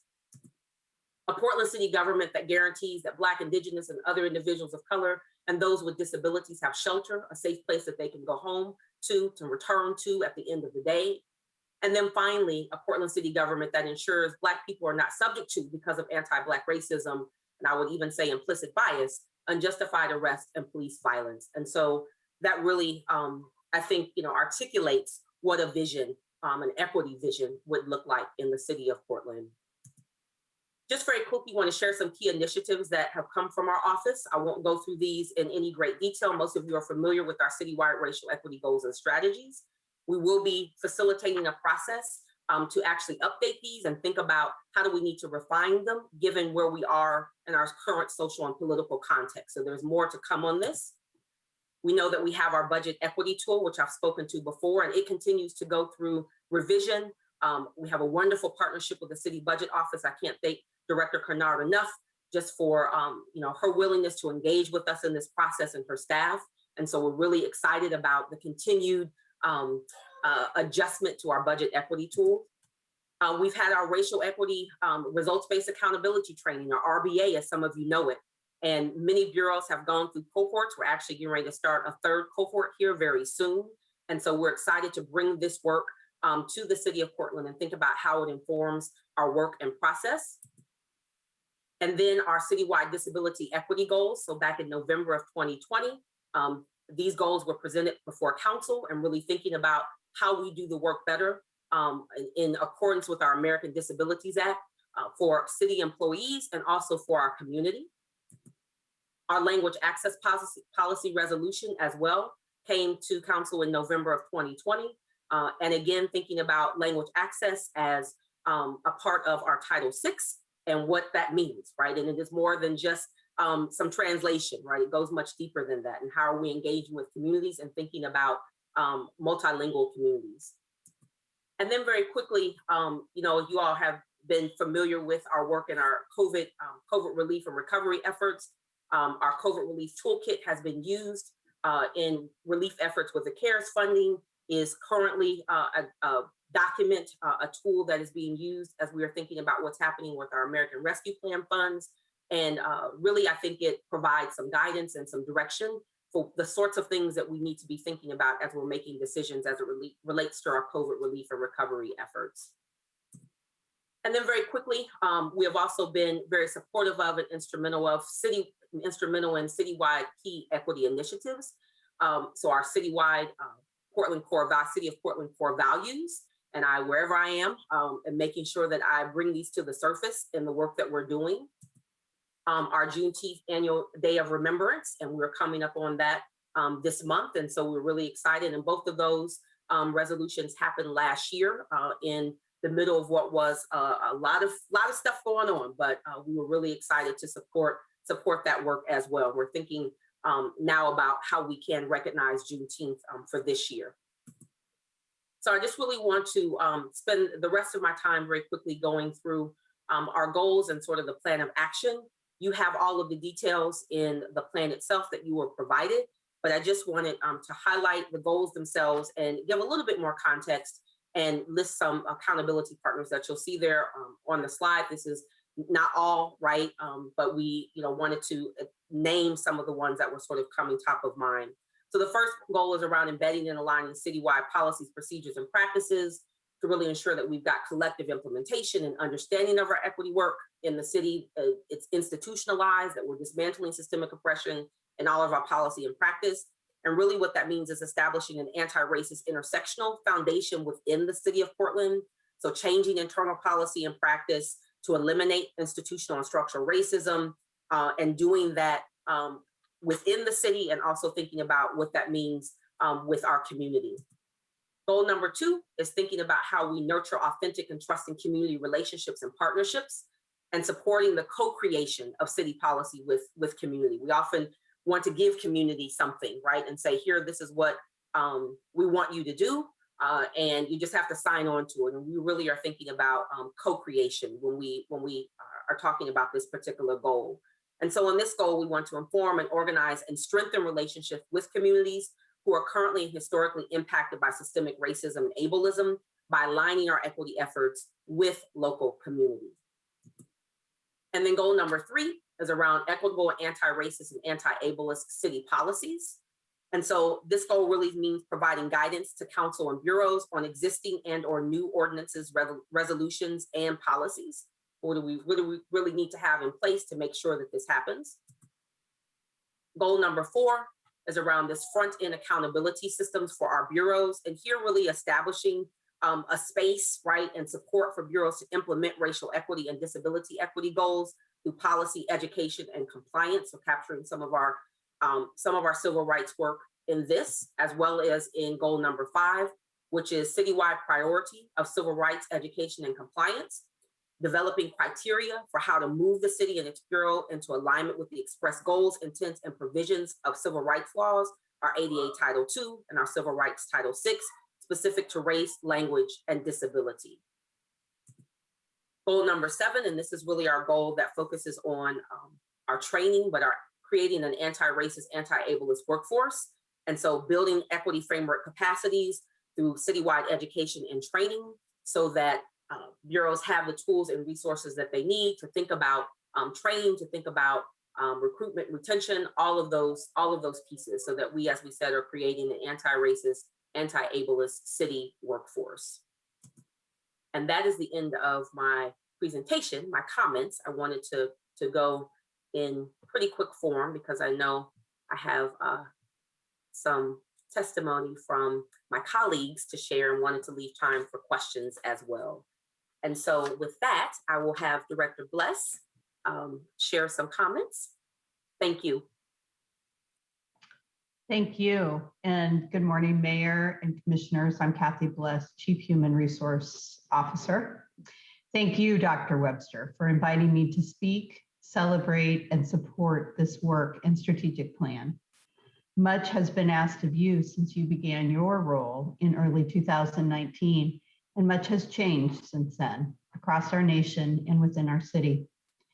The Office of Equity and Human Rights vision of a city government that acknowledges harms, respects the individual, and ensures Black, Indigenous, and other people of color who enter to do business and enter to work feel safe and supported is a vision we can co-create for employees and look forward to being stewards of this work alongside OEHR. As we come up on the anniversary of the ordinances that adopted the city core values and the addition of the Juneteenth holiday, we can honor the collaboration between OEHR and BHR that has existed since Dr. Webster's arrival. To speak directly about the key initiatives and plan of action represented in this strategic document, we see ourselves in each of these goals as a necessary, willing, and engaged partner to drive accountability for each goal. BHR is focused on reinforcing a consistent citywide culture and the core values through communication, using data to make informed decisions and report outcomes, developing policy to strategic planning and collaboration with all elected official offices, directors, bureaus, equity managers, affinity groups, and the Office of Equity and Human Rights. We will ensure alignment with OEHR as our Bureau works to create its own strategic plan for council alongside the city's African American network by the end of September. Through our evolving partnership, we will continue to learn and form a city culture that reflects the change we want to see internally, how we serve our people, and externally, how we serve our community. Again, I commend Dr. Webster for all of OEHR and all of OEHR for the outstanding work this moment in history has for each of us and to witness today. Leveraging this moment is integral to systemic evolution versus rhetoric or demonstrations of the status quo.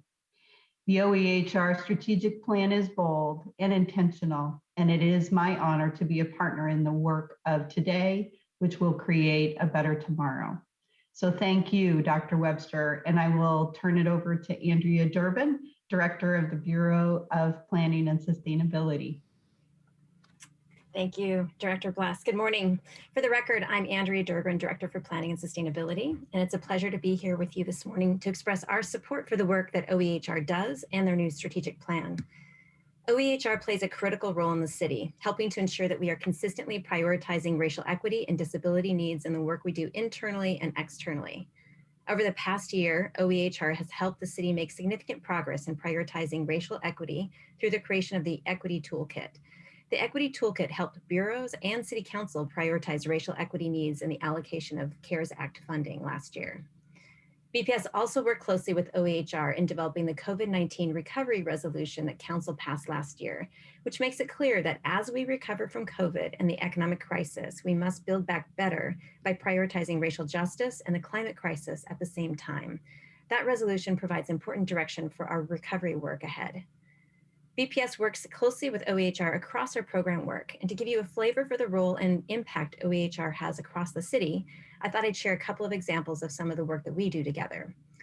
The BPS Smart City PDX program collaborates directly with the Office of Equity and Human Rights on all of our work related to privacy and surveillance, including developing the world-leading policies limiting the use of facial recognition technologies, as well as the current work and community engagement related to the development of comprehensive surveillance policies for Portland. We also have benefited from OEHR's assistance to community outreach for older adults and people with disabilities for our age-friendly program, as well as making sure we're meeting accessibility and language access needs in our community engagement work. And OEHR is a key partner in the anti-displacement action plan work that BPS is leading. Specifically, OEHR is helping us develop a cross-bureau accountability framework that identifies citywide and community-specific indicators, or better off measures, that bureaus will be collectively trying to achieve through our work. Finally, I'd like to commend Dr. Webster for her leadership and the clarity she brings to her role and influence in the city. She's a real asset for the city and for all of Portland. Thank you, Dr. Webster, for your leadership, and thank you, Council, for the opportunity to join today. Thank you both, Andrea and Kathy. I'll use your first names for sharing and supporting today. So I think we will open up for questions. Very good, colleagues. Questions on the report? Commissioner Hardesty. Thank you, Mayor. Thank you, Dr. Webster, and your able assistant, Kofi, who I know does a lot of the heavy lifting in your office. This is a really inspiring strategic plan. And I just want to say, Dr. Webster, it has made a difference. I think the last few years have really made a difference in the clarity of the work of the Office of Equity and Human Rights. The fact that we were able to actually give the office teeth to be able to hold bureaus accountable, whether it's through the budget process or whether it's through the priorities that we set. Without your office, I'm not sure we would have made the kind of decisions we made around the CARES Act dollars or the intentionality that we are creating in bureaus and expectations around outcomes. And so I want to applaud the clarity of the work that you've been involved in. And it's taken a while to actually get to a place where I think we can all have more confidence about where we're headed. Right? I think the anxiety of not knowing, the anxiety of being in a city that's uncomfortable with conversations around race and equality, it puts you in a very hard spot. And I agree with Director Durbin, who said the clarity that you bring in every room that you're in actually allows for us to have the real conversations. For me, it's always frustrating when we talk around the edges and we talk like we are focused on the real issues. And I think your office has given us so much clarity around how we measure what we say, because for decades, the city of Portland has said all the right things, but the outcomes do not reflect the things that we say. I think the strategic plan is a way for us to really focus consistently on whether or not we are who we think we are.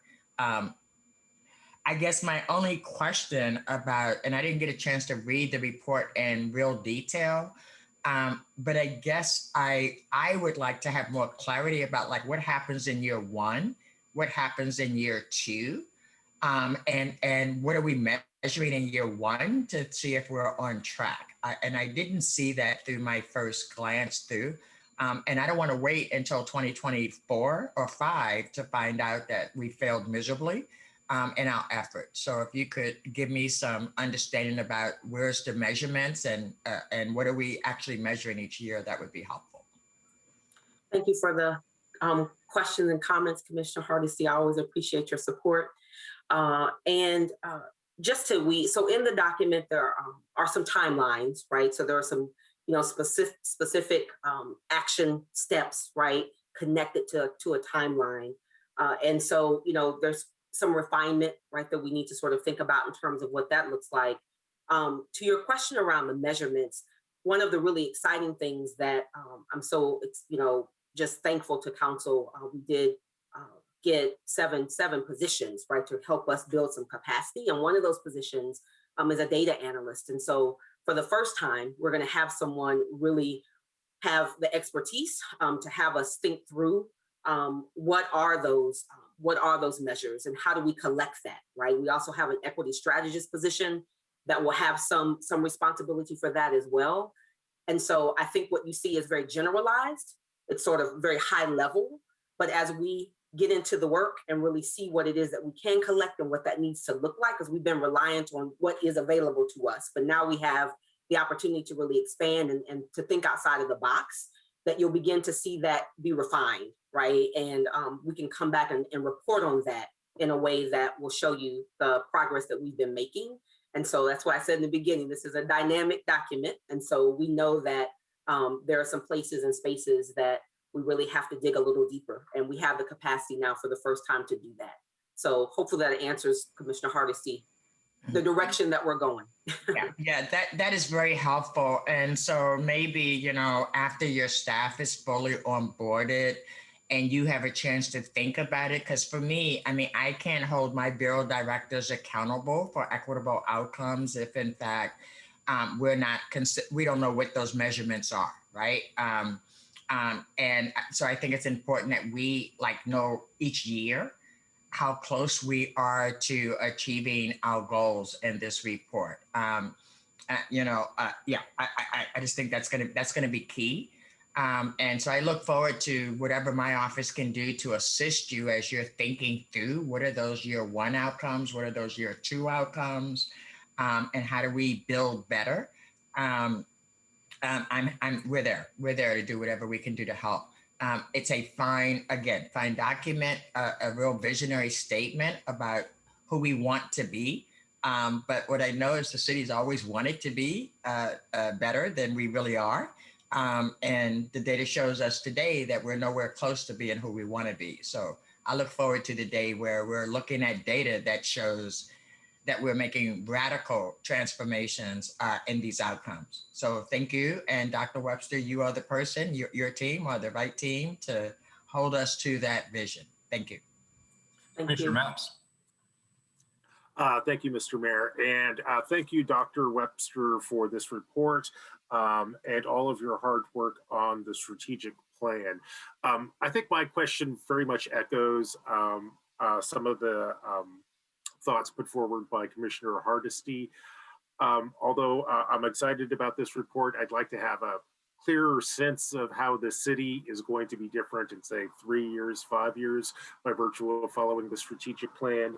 And it would also be helpful to me as a commissioner if I knew what metrics I should be looking at in order to evaluate our progress. And it sounds like we're working on those, but those are some of the, frankly, those are some of the tools I need in order to be better oriented in this space. And if you want to respond to that, that's great. If you just want to receive it, that's fine too. I'll receive it, but yes, thank you. Thank you, Commissioner Mapps. Commissioner Rubio. Thank you, Dr. Webster, and your team for all the thoughtful work into this that you put into this presentation and into the strategic plan development. My question is about the regional implication of your plan, you know, working within the city. What is your, I'm sure there is discussion with your counterparts in other jurisdictions. I'm just curious about what is that conversation, and is there alignment around a lot of the work that you're doing, and what is the vision of your group together for the region? Thank you, Commissioner Rubio, for the question. And it is a good question. I do meet regularly, once a month actually, with our partners in Metro, our counterpart in Metro, Rocky Reddy, and Ben Duncan over at the county. And so in just full transparency, a lot of our conversation over the last year has just been like, how are you surviving, right? In the midst of everything that is happening, and thinking about how your role is shifting and changing, given our social and political context right now. They have been aware of the work that we've been doing. I've shared our goals and sort of, you know, the thinking, right, where we were headed, the direction we were headed. I would say, I mean, we often are looked to as a leader, I think, in the region around work in equity. And so my colleagues are, you know, often asking for the resources and kind of the direction and some guidance about what their next steps are, depending on what it may be. And so I think, you know, now that we have this sort of in a form that is complete, right, and sort of ready to think about implementation, I really want them to be a partner in this. And I think that, you know, we need to find the intersections where that happens. And so I'm excited. You know, I said we talk regularly, and I know that this will, you know, be a part of our process of implementation moving forward. But, you know, I also am honored, right, that they often are looking at our office as a leader in the work that happens across the region. And so that's more pressure to really make sure that we're being very thoughtful and intentional about what we do. So hopefully that gives you some context, Commissioner Rubio, about where we've been as a regional group. Commissioner Ryan. Thank you, Dr. Webster. It's always good to have you at council meetings. A lot of my thoughts were already been dialogue that's taken place, but I want to stick with it just a little bit. I'll never forget when I went to a conference about 8 years ago now, and the speaker said something really profound, and it was also an opportunity to experience that tension in the room. And it was tension that was felt by, I think, a lot of different people for different reasons. But they basically said, if you're not measuring equity work, then you're not really doing equity work. And then it became a really intense dialogue about what that measurement is. And I'm okay with the conflict and the tension around getting to what those metrics are, but I really did believe that speaker, who is an African-American scholar, and it was just helpful in the work that I've always led to make sure that you get to the bottom of it. And so that you can really see and know what the baseline disparities are, and then see, and I like that you mentioned policy, practice, and procedures, because it's at the practice and procedure level where the behavior change must take place to move the needle. Policies are the weakest of those three links, in my opinion. And so culture change doesn't happen until you see that vertical alignment and connecting those dots. So in your report, which I have to reread and go deeper, I want to try to see those themes. And our office would be helpful in continuous improvement thinking as it relates to operationalizing equity. So those were my comments. I do have one question, and it is Pride Month. And the LGBTQI community often feels left out at times in these conversations. And I can tell you my lived experience and others in the community is that the evils and the ills and the bad behaviors come from every race that you can think of. And so it's very deeply complicated and helpful to amplify that. So will I find it if I dig deeper into the report on how the LGBTQI community is seen in this report? Thank you for the comment and for the question, Commissioner Ryan. So yes, and I want to also add that we have a new LGBTQIA policy analyst that is in our office. That was one of those 7 positions that I was talking about that really will be charged with having conversations and doing some research and thinking about where are the gaps, right, in our understanding and our policy, and helping us to move that work forward as an office. And so I'm really, not that it's their sole responsibility, but I am excited to have the expertise in our office to help us do that. So yes. I appreciate that. I also appreciate that you said to move away from acronyms, and then I just gave you that really long acronym. And so the lesbian, gay, bisexual, trans questioning community really does appreciate that. Thank you. Thank you. Thank you, Dr. Webster. Just a few quick questions. So I'm also curious about some of the external efforts. Would you envision the office creating and managing feedback specifically from community members, and what's the out-year plan to do that? Thank you, Mayor. I think that's a good question. I think it's a question that we have to think about in collaboration with our Office of Community and Civic Life, who is primarily charged with outward facing, right? And so how can we do that in collaboration? You'll see that they are named as a partner on a lot of our goals, but specific to community. We get some of that now, Mayor, and just in full transparency. And often, if we can't address it, we're thinking about what resource we can send individuals or community members to in the city so that they can have their questions or their comments received. And so I think that is a good challenge for us to think about how we are in relationship with our Office of Community and Civic Life. And one I'm very interested in, have been. And I look forward to continuing to work with you on that. I think that's a step in the right direction for sure. Getting back to this question of how we measure success, that's something that my colleagues all indicated. From my perspective, the question is really, how do we measure the health of the community on the ground? And as you know, being part of our team, our office refers to various research reports. There's the Coalition of Communities of Color Unsettling Profiles report. There's the PALF Now Imagine Blacks Peoples Plan. There's the Urban League of Oregon's State of Black Oregon report. There's Reimagine Oregon's policy demands and many others. Is there some way we can use the data that you gather, whether it's Bureau data, whether it's census data, combine it with those efforts that are already underway, that are already well supported and providing good feedback? Is there some way that the office could capture this type of information from community members and organizations that might help us get a better overall sense of the health of the community? Absolutely, Mayor. Thank you for the question.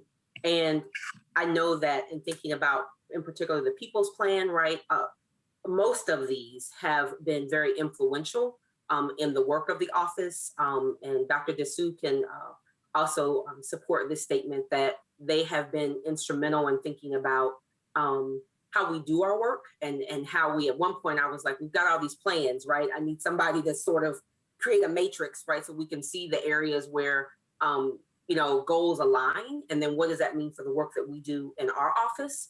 And so, yes, I think that is something that can happen. And we have relationships with a lot of these folks. And so I think it's just a matter of, particularly around our community goal, thinking about, how do we facilitate those conversations? Like, hey, we've got this plan, right? We're ready to really think about the next phases in this, and how can you and the work that you're doing specific in community help inform what that looks like? And I think it will also go a long way in continuing to build our relationship with community, or rebuild that, right, in places where maybe there has been, been a gap. And so, yes, simple answer, yes. Awesome. And one final question, and I appreciate these answers, by the way. This is a good conversation.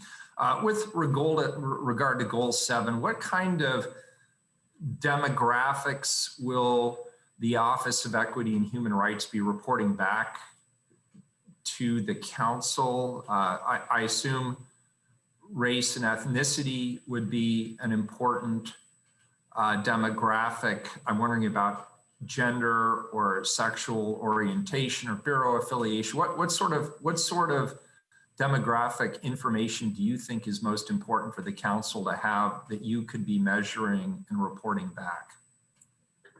Thank you, Mayor, for the question. I think all of what you've named, right, for sure.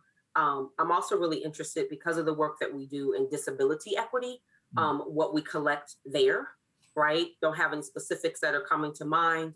Much of what we're talking about is very sensitive to begin with when we think about data collection, which is why RBA is such an important part. Our results-based accountability framework is such an important part of how we do our work. My visitor, I almost got through it, you all. Hold on. So our RBA framework is very informative in thinking about how we collect information. I'm interested too, just in what's happening with, I think, youth. There's some pieces there, and that for me is kind of as a former educator, but I think that also kind of gets to this question about the health of our community, what's happening with our youth, thinking about the gun violence that we're seeing happen, and the demographics, right, that we're capturing related to that. And so I think, yes, all that you named, I'm excited, like I said, that we'll have a data analyst coming on board in July. That's going to also help us think about what are maybe some of the demographics that we're not thinking about that we could be collecting. And how do we go about doing that in a culturally responsive way? And so I think the possibilities are really endless. Anything obviously as it relates to retention and recruitment, right? All of that work that's done in partnership with Bureau of Human Resources is really important. So we've got a lot, right? I think it's just one, building the system and sort of pulling all the pieces together. I'm excited, to really sort of expand that. And our work with Laura John in our Tribal Relations Office, and what this work looks like for our Native communities. Yeah, that's good. And I'd obviously encourage us to collect that demographic data, because that's what's going to help us identify any potential trends. So we have to be strategic about which data we decide to collect, and then we have to consistently collect it over time so that we're actually seeing what the trends are. For the way I think, I can't really tell whether we're being successful or not based on a snapshot in time. While that's useful, without the trend analysis, without seeing what's happening over time, it's really hard for me to tell whether we're making progress or not. So that's my pitch for that. Yeah. And much of that, Mayor, much of what I shared, that work that Director Durbin talked about, those are the sorts of demographics that we're collecting in our collaboration with our Bureau of Planning and Sustainability. So we have a kind of a blueprint for what that could look like. Great. That's awesome. Thank you. Commissioner Hardesty. Thank you, Mayor. Your questions brought another question to me, and I'm sitting here chuckling a little bit because Dr. Webster, you may have 7 new FTE, but what you've just committed to is going to require 17 new FTE. And I would highly recommend that we not think that you're going to do all things for all people in this position with your new staff. And I think we owe you the opportunity to meet with your new staff and do your strategic planning internally so that you are more intentional when you step out into the world. There's so much work that we have to do internal to the city that is a full-time job and then some. And so I want to lower expectations, because if we do a little well, we will be able to have a huge impact on how we invest our dollars, how we support our employees, When we find out 43% of Black employees have left in the last 3 years, I mean, we got a lot of internal work that we need to do to find out how we interrupt that. So, Mayor, there are a lot of pieces out there. There's all this work that's been done historically that really points out the inequities that have existed forever in our institutions. And so, Dr. Webster, I just want to caution you to not think that your office with your new 7 people are going to be able to resolve hundreds of years of institutional white supremacy, right? I look forward to you coming back in about 6 months and telling us kind of what the roadmap is and what you can and what you cannot do, but how you can connect some of the work that's happening, because there are a lot of tables that are doing a lot of stuff. And it would be a full-time job to just coordinate that stuff. And so I'm just putting a note of caution. We're all excited about a strategic plan and the more staff, but I also want us to take the time to do it right and not to over-promise a community that we're going to be able to do it all. It is my only caution. Thank you for that, Commissioner Hardesty. And just as a funny thing, I think Kofi was like, we can't really do that. But I at one point said, if we have one sheet of paper that has like 1 or 2 goals on it at this point, I'd be really happy. Like I'd gone to a very dark place at one point in time. Yeah. Well, he was like, we can't really do that. So here we are. I was actually looking at Kofi's face as you were committing your office to everything. And so I just wanted to bring us back to, some semblance of you've earned the right for you to decide within your office how you can help move all this work forward. And I look forward to 6 months later, you telling us what that looks like. Very, very good. I'll call on Kofi, and then maybe Commissioner Hardesty after Kofi. I'll call on you to move the report. Kofi. Thank you, Mayor Wheeler. Commissioner Hardesty, you read my face so well. I don't know. I was excited at the same time experiencing some anxiety. The reality is, the person we just hired to really tackle the COVID-19, equity toolkit, relief equity toolkit, and really help the bureaus implement the result-based accountability framework is, a limited term position. And, I'll be like, okay, we're just starting and we are thinking about the expiration of that position. So thank you for reading my mind. But we are grateful for the City Council for giving us more resources, especially the data analysts, not just the Office of Equity and Human Rights, but data analysts across other bureaus, to join the equity teams in other city bureaus. So we are grateful for that. And, like you said, we need more ongoing positions to really do this culture change work, but also starting to measure our progress. We have been making some progress that we have not measured yet, so that we can tell the community that, okay, this is what we have really done. And it is important. So thank you so much.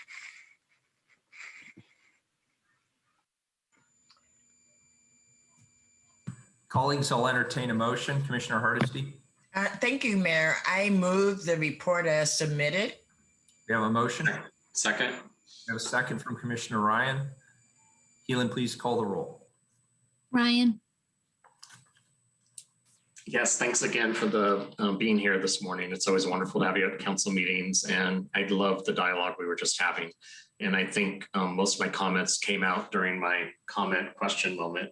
I just want to once again, though, say how refreshing it was here to see how you see the community as part of the inside job, meaning from the inside out. So making sure that we have the voices at the front end and the foundation building is something I'm really proud to hear from your report. Thank you. And I think that committing to that will take a little bit longer. and it'll be worth it when it comes to the results. So I just want to acknowledge that there are times where it must feel like the anxiety could go up. Kofi, thank you for being so honest, as it looks like we're trying to get you to boil the ocean. I'd rather have you go deep in a few areas than to spray and pray all over the place. So, so keep up the good work. Thank you. Did you vote? Oh, I forgot to vote. Sorry. Aye. Thank you, Commissioner Hardesty. You always catch me. Oh, I'm just trying to be helpful. Again, I've seen the evolution of the Office of Equity and Human Rights. And I think the office has hit its stride. It understands its role. It now has the power to actually hold bureaus accountable. It's building the internal partnerships that will be necessary to actually realize where we say we want to go. I am so proud of the team that's been assembled in the Office of Equity and Human Rights. I know many of the folks in that office. I've had a long time relationships with them. Dr. Webster is my newest friend there. But what I know is that office, every single staff person is committed to this work. And you were committed to the work before you had additional resources. You were committed to the work before you had the institutional power to make change happen. And you were committed to the work before last summer when Black lives started to matter in the city of Portland. And so I just want to acknowledge the incredible work that you've done with very limited resources, with very little recognition over the years, and acknowledge the incredible team that you've built, the incredible commitment of each and every one of your employees within your bureau, and the really hard journey that you've been on and that you continue to be on in spite of the obstacles, in spite of the institutional barriers that prevent you from immediate success. And I want you to know, I understand that this is a journey that we are on. We are not going to reach equity in 2022 or 2024. But if we're not measuring where we're headed, we will continue to get the same outcomes that we get. And so I look forward to our continued partnership and continuing to work with you and my bureaus to make sure that we, in fact, are doing what we say we're going to do. So I'm very happy to vote aye and look forward to the future of this work. Maps. I'd like to thank Dr. Webster and her team for their work on this important report. I vote aye. Rubio. Thank you again, Dr. Webster and Dr. Dasu, for developing this strategic plan and the presentation and for the great discussion. I also want to really acknowledge the staff who have helped lead our city's COVID response through tours and the Emergency Coordination Center and the Joint Volunteer Information Center. I know it's been a lot, and we really want to show our appreciation and thank you for that. For this plan to be successful and for the office to help navigate true transformation, it's really going to take all of our leadership and deliberate work that takes time. And I just want to remind us all that setting up systems and then implementing the plan are two different kinds of work. And that requires intentional focus work on each of those things. And it seems that we are in the place of, we need to set up the system so that we can do the work in that place. So I just want to make sure that we're recognizing that as well.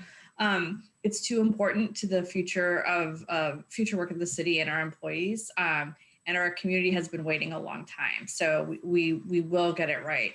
As council members, we also need to show that this work is a priority through support and through action. And we must hold ourselves accountable as well as our bureaus. And I know my team and I are committed and will continue to stay engaged as this plan gets more fully scoped out and defined. And I also want to suggest that I think that all my colleagues and I would greatly benefit from having regular updates about the progress of the plan and how we can be helpful and support this important work moving forward. So congratulations, and I vote aye. Wheeler.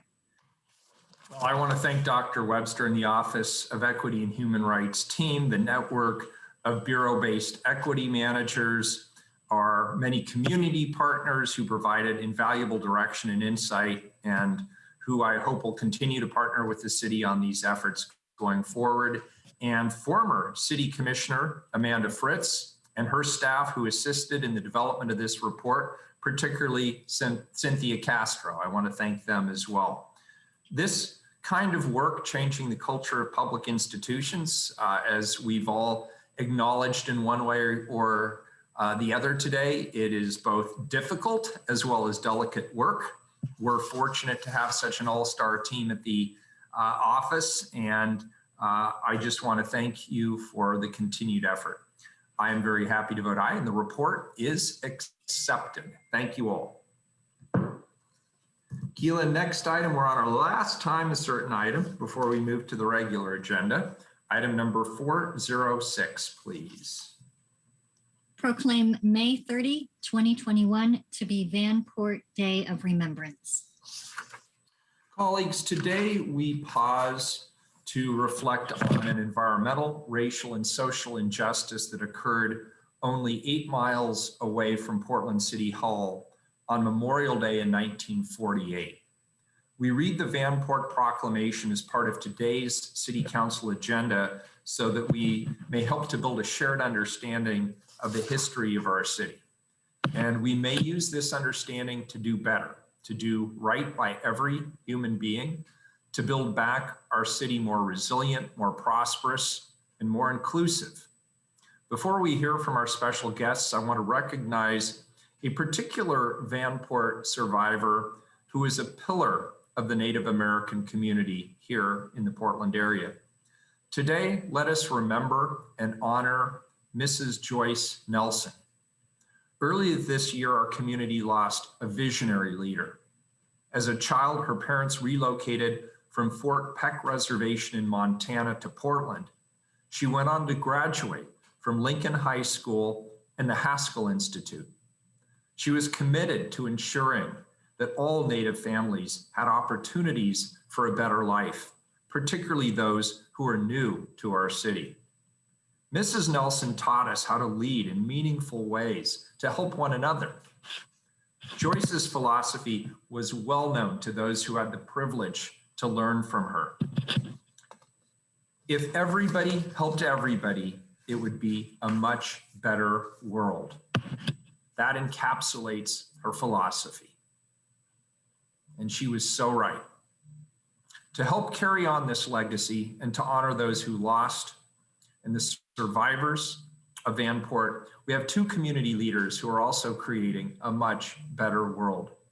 Mr. Edward J. Washington and Laura Laforte. And with that, I'll turn to Laura and Mr. Edward Washington. Welcome. Thank you so much for this opportunity. And thank you so much, Mayor Wheeler, for honoring Miss Joyce Nelson.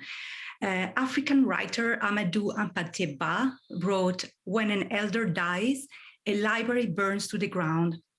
And that is why it's so important to create space and time to receive and acknowledge the gifts of our elder stories. My name is Laura Laforte, and I am the co-founder of the Vanport Mosaic. We are a platform for memory activism. We believe that remembering is an act of resistance, and we amplify, honor, present, and preserve the many silent histories of our region. This special moment today is part of the 6th Vanport Mosaic Festival that we run until June 30th with virtual and in-person events to remember, reclaim, repair, and reimagine our collective story. The city of Portland is a supporter of this incredible collective effort. So I take this opportunity to thank you all for believing in what we are doing as an incredible network of community partners and representatives from so many communities. And I also want to take the opportunity to remember Commissioner Nick Fish, who truly believed in the importance of this story and this collective effort. And he was so genuinely passionate about the Vanport story. And he even awarded us the Spirit of Portland award. As a story midwife, that's what I call myself, I had the honor to listen to and to record the memories of Vanport former residents and survivors since 2016 or 15 actually. And I've consistently and continuously been inspired by their lessons of strength and resiliency, their sense of community, and the dedication to the city.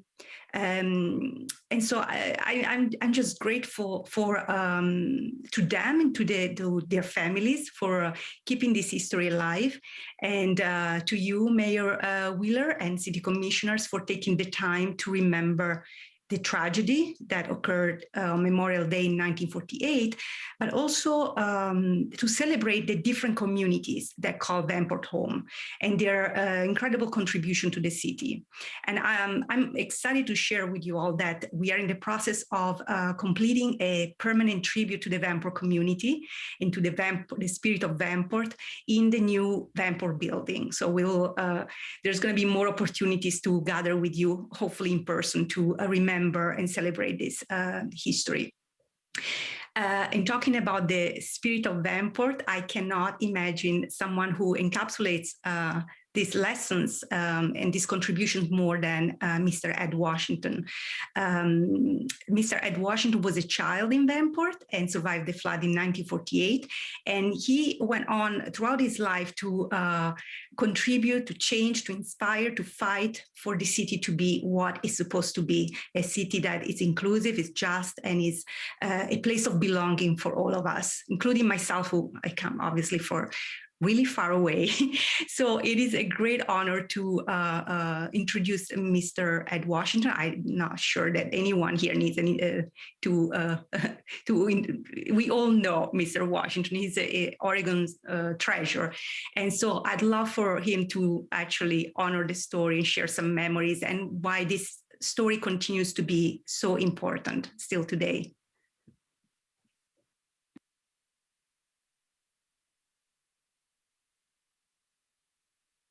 Mr. Washington, you're muted. Is that better? Yeah, there you go. Thank you. Much better. You taking lessons from the mayor, huh? Yes. Well, no, my son. Don't listen to her. My son just fitted me with the headset, so this is new. So at any rate, Mayor Wheeler, Commissioner Mapes, Hardesty, Rubio, and Ryan, thank you very much for the proclamation. Thank you very much for remembering the city of Vanport. And I'm going to just reflect a little bit on Vanport, my experience there. You know, it really seems just like yesterday that the flood occurred. And that was 73 years ago yesterday. And I will hope that 73 years from this year, that the city council will be recognizing Vanport. And I'm sure some people will say, why would we even think about that 73 years out in the future?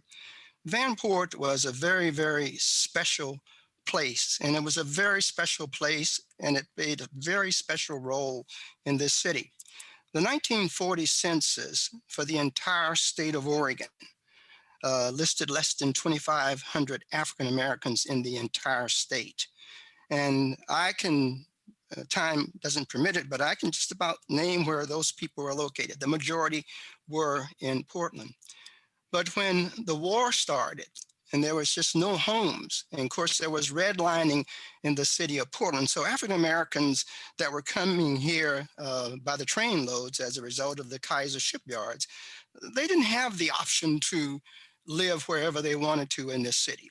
And unfortunately, the Housing Authority of Portland, who really had the responsibility for building Vanport, and you all know this, they segregated Vanport. They segregated it. By the time my family arrived in 1944, people were coming into Vanport so fast that the Housing Authority had a little bit of difficulty in keeping people separated. Another interesting thing about the Housing Authority, and this is not a Get on the Housing Authority Day, I don't want you to think that, but they also instructed the superintendent of schools, who was a gentleman, Dr. James Hamilton, who had been a professor of education at Reed College. They also told him to segregate the schools. And thank goodness he was a person of goodwill. And he said, no way, it's not going to happen, not in 100 million years. He said, I want these kids who are coming from all over the country and residing in Vanport. And Vanport was pretty much the same. All the units were the same color. And he says, I want these kids to have an educational opportunity that is not the same as the sameness of the units that they all live in. And that wasn't a criticism of how we live. That's how the units were. And so the school system in Vanport, I owe all of my education to the education that I got in Vanport. Vanport had K through 8. There were 3 schools. They had 24-hour daycare. It had 24-hour nurseries, had shopping centers. It had about 6 to 8 recreation centers, had several fields where kids could play ball or do whatever else they wanted to do. And so, you know, I think they really tried to do the best they could under the circumstances to make Vanport a livable place. And for me, it was very livable. I owe just about everything to that experience. And I never had any idea. I think in the day of the flood, I think the thing that concerned me the most was that I wondered, once my family was safe, I just wondered about all of my friends and if I would ever see any of them again. And everywhere we would go on that evening after the flood, my family spent an evening in Ockley Green Grade School, and then was advised that Monday morning that there was a church on Northeast Rodney and Russell that would take some Black families. And that sort of tells you just the place we were in this city, that people had to be identified as to where you could go and be safe. And I just hope that we have come a long ways from that, but I know we still have lots of work to do. So I just want to say that never forget Vanport. It had a spirit that was just, the flood could not destroy the spirit of Vanport. And it is a place that I hope, and I have a sense that if we do this every year, that 73 years from now, we'll be still celebrating really not the bad parts of Vanport, but really the wonderful thing that made Vanport what it was. And not only was it was the second largest city in the state of Oregon population-wise.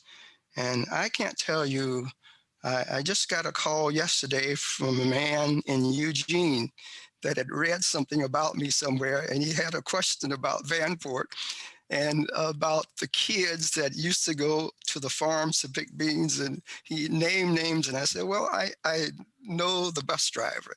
And so that's the spirit of Vanport. It just never disappears. So I think that I've said all I need to say today, other than thank you again for never forgetting the city that would never die. And in closing, I would just like to say, I don't know if any of you know George Nakata. Mr. Nakato, I don't know if you know, he passed away about a week ago. And he and I had had the opportunities to do the Vanport tours with the Fair Housing Council of Oregon. And Valerie Otani, who's a Japanese person, they talked about the internment. And so she passed away about a year or so ago. So I hope that you will keep them both in your thoughts and in your prayers. And thank you so very, very much for allowing me to share this time with you, even if I couldn't unmute at first. Thank you. Well, thank you, Mr. Washington. And you're not the first person today to have troubles unmuting, as Commissioner Hardesty duly noted. Thank you for being here today. We so appreciate it. And thank you, Ms. Laforte, for your comments as well. We feel so privileged to have you both here and be part of this. I do have a proclamation I'd like to read, but before that, I want to defer to my colleagues. Commissioner Hardesty. Thank you, Mayor. These long days, we must keep our sense of humor. Otherwise, we would be pulling our hair out. Thank you both, Laura Forte and Ed Washington, for your for being here today. I have to say, Ed, you reminded me that every year when we talk about Vanport, from the flood. But we don't talk about Vanport from the community that was built. That was like this unique oasis in a sea of anti-Black, anti-Asian laws, right? And standards that were in place at the time. And thank you for reminding me today about the real live example. And I've seen you twice or three times at that tour. George was at the last one. And I'm so sorry to hear about his death. But what you reminded me was Vanport was an anomaly in a sea of white supremacy. It was a place where people lived together, they worked together, they played together, and it didn't matter where they came from, what their skin color was, what faith they practiced. People came there because there was opportunity. They could get a job. They could actually feed their families, right? Mm-hmm. Man, am I glad that you remind us that Vanport was it was an anomaly in the United States, not just in Oregon. It was a anomaly in the United States during that time. I mean, we had the KKK in charge of our government, right? That's who we were then. And Vanport, in spite of who we were all around the country, was a place that rejected all the norms and said, look, we gotta figure out how to live together, how to work together, how to worship together, how to get educated together. So thank you. Because you changed everything I was going to say today just with the little bit of remembrance that you provided. And I think that you honor us today, and you honor the legacy of Vanport by reminding us of the joy and the community that was Vanport. So thank you. Yeah. Commissioner Hardesty, thank you for your very kind words and for helping fill that in. When you get up to talk about Vanport, I could say so many things, and there's so much to say, and I always forget something. So thank you. And like, I didn't forget this, but Portland State University was just as important a part of Vanport as anybody. It started in Vanport City, Oregon, as the Vanport Extension Center. But the people in Vanport called it Vanport College. It was only a 2-year college. Wow. But the people were proud of it. And they said, we've got a college in our city now. Right. So there's a whole lot of stuff about Vanport. That's just, I would be here all day if you would allow me, because I could tell you about it all, but I do the best I can with the time. Yes, thank you so much. Thank you very much. Thank you, Commissioner. Thank you, Commissioner Mapps. Oh, thank you, Mr. Mayor and colleagues, and thanks to everyone for those powerful presentations today. I just want to say it's an honor to join with you in declaring May 30th, 2021 to be Vanport Day of Remembrance. I think it's important that we remember Vanport because the tale of our sister city continues to teach us lessons. For those of you who don't know the Vanport story, in the 1940s, Vanport was the second largest city in Oregon.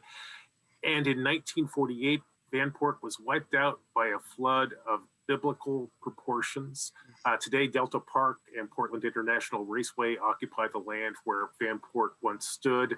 And as we have heard, Vanport was a remarkable city. The name Vanport is, of course, a mashup between the words Vanport or Vancouver and Portland. Vanport was founded in the 1940s to house workers at the wartime Kaiser shipyards. In the 1940s, about 40,000 people lived in that city, and a poll from that decade asked families why they moved to Vanport. And the top reason was they thought it was their duty to go into defense work. And as we've also heard, it's important to remember that about 40% of the residents of Vanport were Black. And here's how this happened. The wartime defense industry jobs in Vanport triggered a great migration of African Americans into Oregon. I think in terms of African Americans, it's entirely possible that Vanport was the most racially integrated city Oregon has ever seen. Now, all of that came to an end at 4:05 p.m., May 30th, 1948. That's when a 200-foot-long section of a railroad berm holding back the Columbia River collapsed, triggering a flood. By nightfall, Vanport was underwater, and about 17,500 Vanportlanders were homeless. That flood drove many African Americans who lived in Vanport to Portland. And I tend to think of this flood of Black refugees into Portland as the beginning of the modern era of Black politics here in the city of Roses.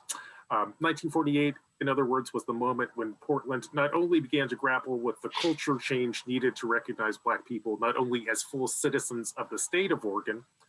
The flood of 1948 was also the moment when white Portlanders began to grapple with the cultural change that is needed to accept Black Portlanders as neighbors. Now, 73 years after the Vanport flood, this council continues to struggle with the work of changing our culture so that we have a more equitable and inclusive city. And I know, especially after this long year of COVID, many of us are exhausted. But I also want to remind Portlanders that the arc of the mortal universe is long, but it bends towards justice. And that's why I want to take this moment to thank every Portlander who's made a personal commitment to be kind to their neighbors, regardless of the color of their skin. Your human decency is bending the moral arc of the universe towards justice. And that's why I'm so grateful to spend this moment with you, reflecting on Vanport. Thank you. Thank you, Commissioner Mapps. Commissioner Rubio. Thank you, Mayor, and thank you so much for the presentation, Laura Laforte and Mr. Washington. There's that old saying that we all know, which gets repeated all the time about those who don't know history are doomed to repeat it. And I have this in mind when we acknowledge the history of Vanport and its residents in shaping our culture today and its considerable economic contribution to our region today. And there's this collective deep sense of loss when we think about what the city and what it would be like today had the flood not happened, or more importantly, if city leaders at the time had rightly valued this community for its contribution and prioritized the community's recovery and rebuilding. Even in the midst of all of the racism that residents experienced at this time, Vanport had so many characteristics that we heard today about that we all want to see in all of our communities, you know, a vibrant, engaged, and diverse community, a community where working families could make a healthy life and where our communities took care of one another. And these qualities have always been regarded as being very desirable qualities of cities. And yet when they're found in Black and Brown communities, the rules have been different. And they're been treated and seen as a threat or subjugated to economic and even physical violence in some cases. And just last week, we honored the memory of Tulsa's Black Wall Street. And nearly all of us drew lessons in connection to Portland and what it means for us. And so today we need to honor Vanport by remembering all that it contributed and on the social strong fabric created by numerous Black, Indigenous, Latinx, Asian, and other communities, and as well as the hard lessons of leadership failures and its lasting effects on all of us. So we need to learn from this history in order to be the kind of city that we truly want to be. And I'm so grateful for this proclamation and for keeping this important history alive. And lastly, I just want to acknowledge Mr. Washington for all his own vast contributions to our city and our community as well. We're so fortunate to have your leadership in our community, and I could listen to you talk all day. So thank you so much for honoring us with this important history today. Thank you, Commissioner Rubio. Commissioner Ryan.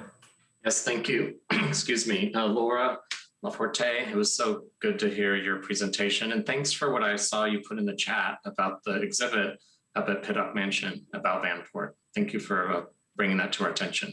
So I wanted to make sure people knew that you wrote that in the chat. Mr. Washington, it's good to see you. I have heard you speak almost all day about this because we go back to Portland State when we had the Vanport Classic, that you were the leader that brought that to the campus and to the community. And when we were experiencing the Vanport Classic, when we had Grambling State and North Carolina A&T come to Portland, you were able to tell the story of PSU's beginning at the extension at Vanport. And you also brought Commissioner Nick Fish into the presentation. And so I wasn't surprised when Laura brought her up. So basically, everything I was going to say was mentioned by the two of you because of that experience. And this is our fourth dialogue this morning about important proclamations. And I just want to say it's so awesome that the two of you are here to tell the main story about Vanport. As a lifelong Portlander, with someone who had roots within my own friendship circle of people that lived at Vanport, because it was working class whites that were there with African Americans working in the shipyards. It's a very deep story that most Portlanders don't understand. So thank you so much, Mr. Washington, once again, for living to tell the story and telling it so well. And then thank you, Laura, for letting me know that there's actually an exhibit. And now I must check it out to see if it also tells the story of Vanport. And I hope Mr. Washington has checked it out as well, and he can give us a critique on if it nailed it or not.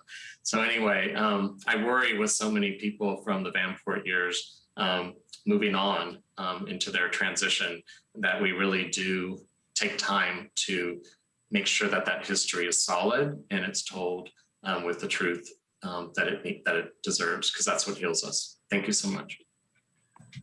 Thank you, Commissioner Ryan.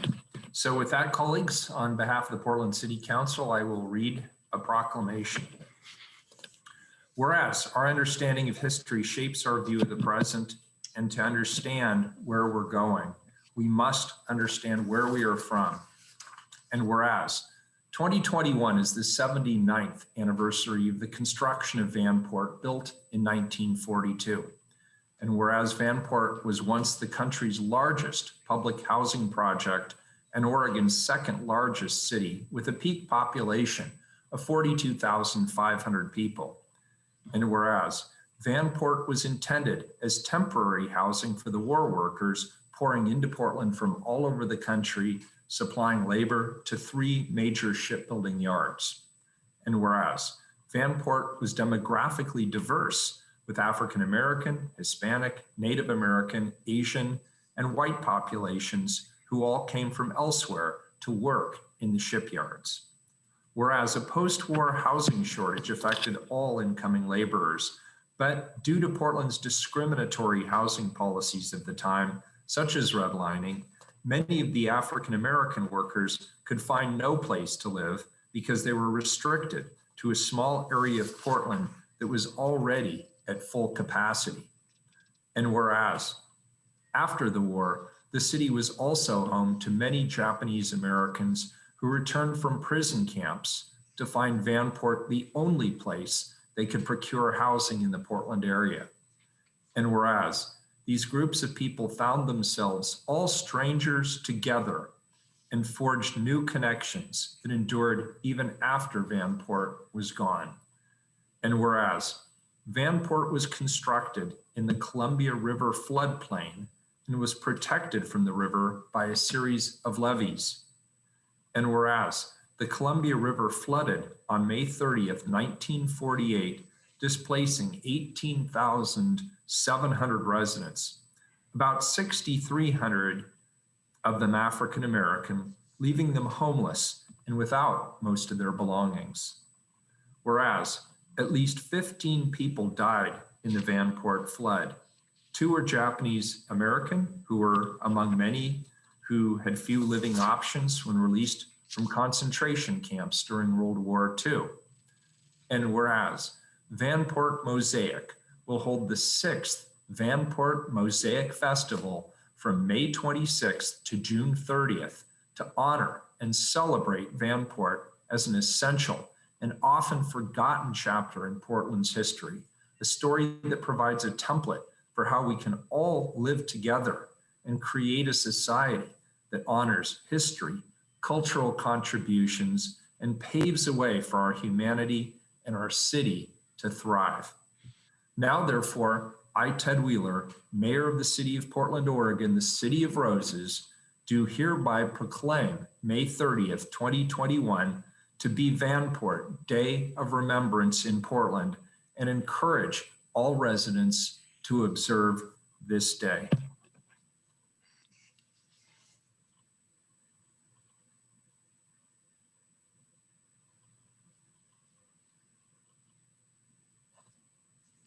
Thank you.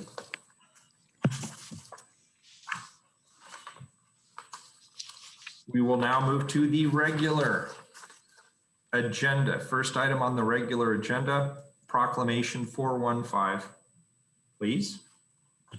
Proclaim June 2021 to be Portland Opera and Oregon Ballet Theater Live Performance Month.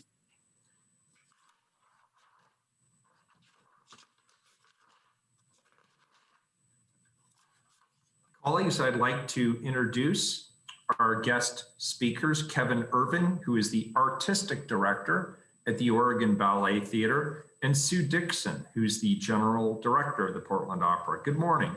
Afternoon, actually. Good afternoon. Good afternoon, everyone. Thank you, Mr. Mayor and esteemed councilors.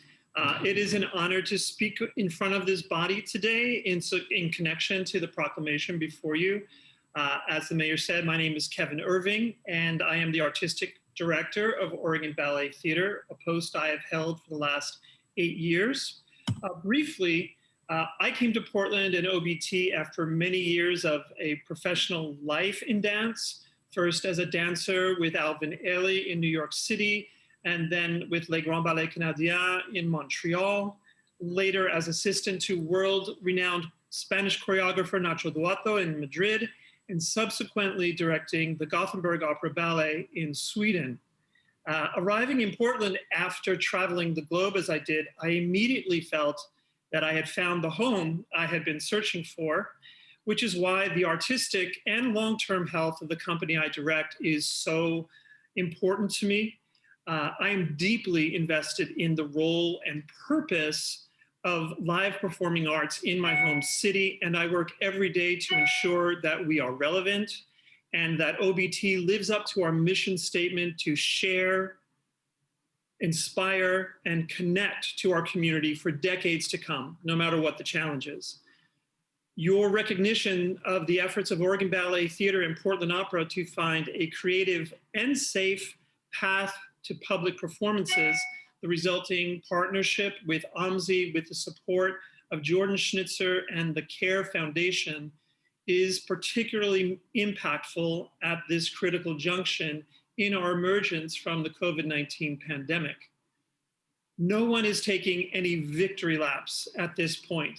We are still very much in the thick of our navigation out of the darkest hours of fundamental, even existential challenge.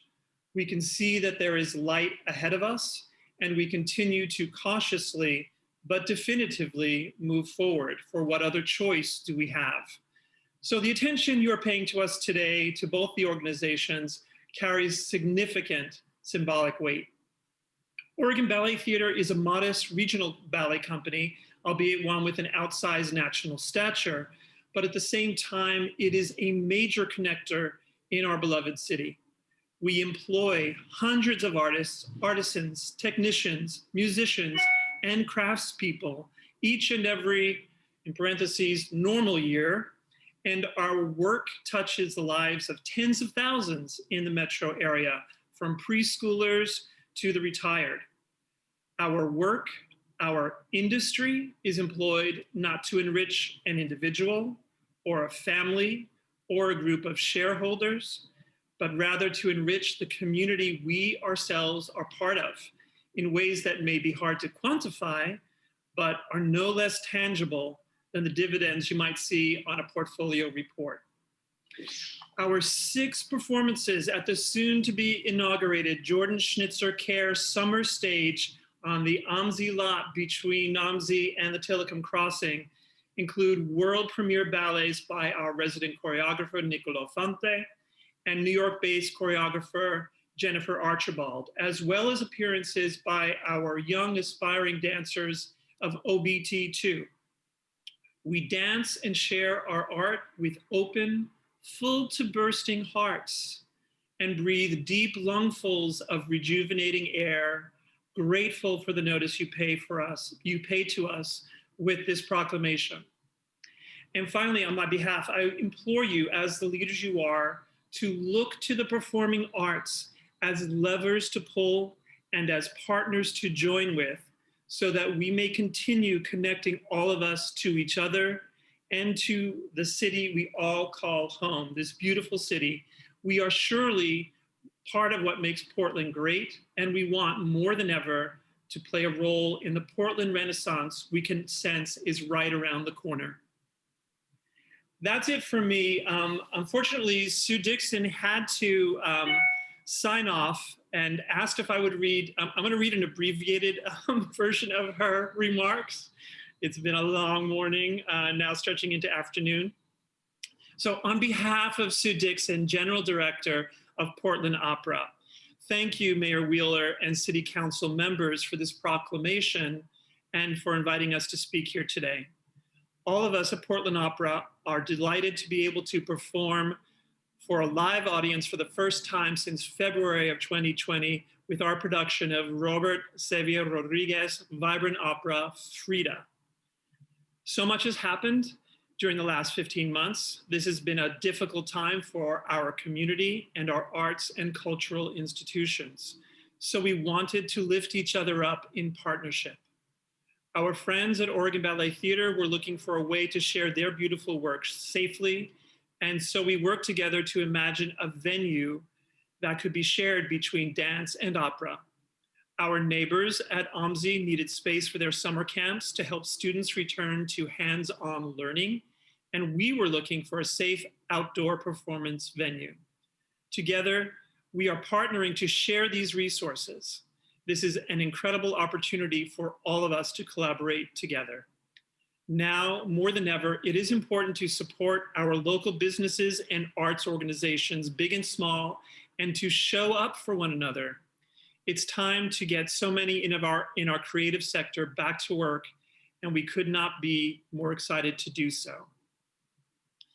I'm skipping. In terms of Frida, the story is brought to life by the beautiful music of Mexican-American composer Robert Xavier Rodriguez, and each evening will begin with a performance by the talented young dancers of Ballet Folklorico. Thank you again, Mayor Wheeler and City Council, for inviting us to speak and for supporting our organizations. We hope to see you at the Opera, and I will add, for me, we hope to see you at the ballet as well. Thank you so much. Thank you, Commissioner Hardesty. Thank you, Mayor. And thank you so much, Kevin, for being here. It is exciting to know that Oregon Ballet is back and will be performing live. I think the hardest part of COVID for me has been missing out on live performance, whether it's dance or music or whatever. I'm really, really excited that you are on the path back. and that this summer you're coming out very strong. I look forward to what you produced this year, and as we move into the future and get dancers back to work and back actually inspiring the rest of us non-dancers. And I didn't know that much about your background before, Kevin. And let me just say how honored we should be that you chose to make Portland your home. When people can live anywhere on the planet and they choose Portland, to me, that makes them very special people. So thank you so much for the energy and the inspiration that you bring to your role. And I just can't wait to see the next performance. Thank you. Commissioner Rubio. Thank you, Mayor Wheeler, for bringing this forward, and also Kevin for your comments.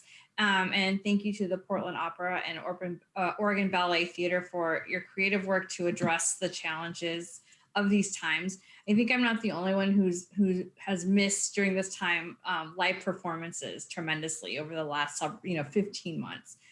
The way a community comes together in the moment around performance, it's such an important part of who we are as humans, not only just seeking connection, but also to really appreciate the beauty that artistic performance brings to all of us. And it's really a defining part of our city and really who we are as Portlanders. And it's such a huge part as well of our local economy. And it's a vital contributing sector to our cultural fabric as well. So I'm very thrilled by the prospect of live performance returning. And I'm really excited specifically by the partnership between two of our city's defining artistic institutions. So thank you. Thank you, Commissioner Mapps.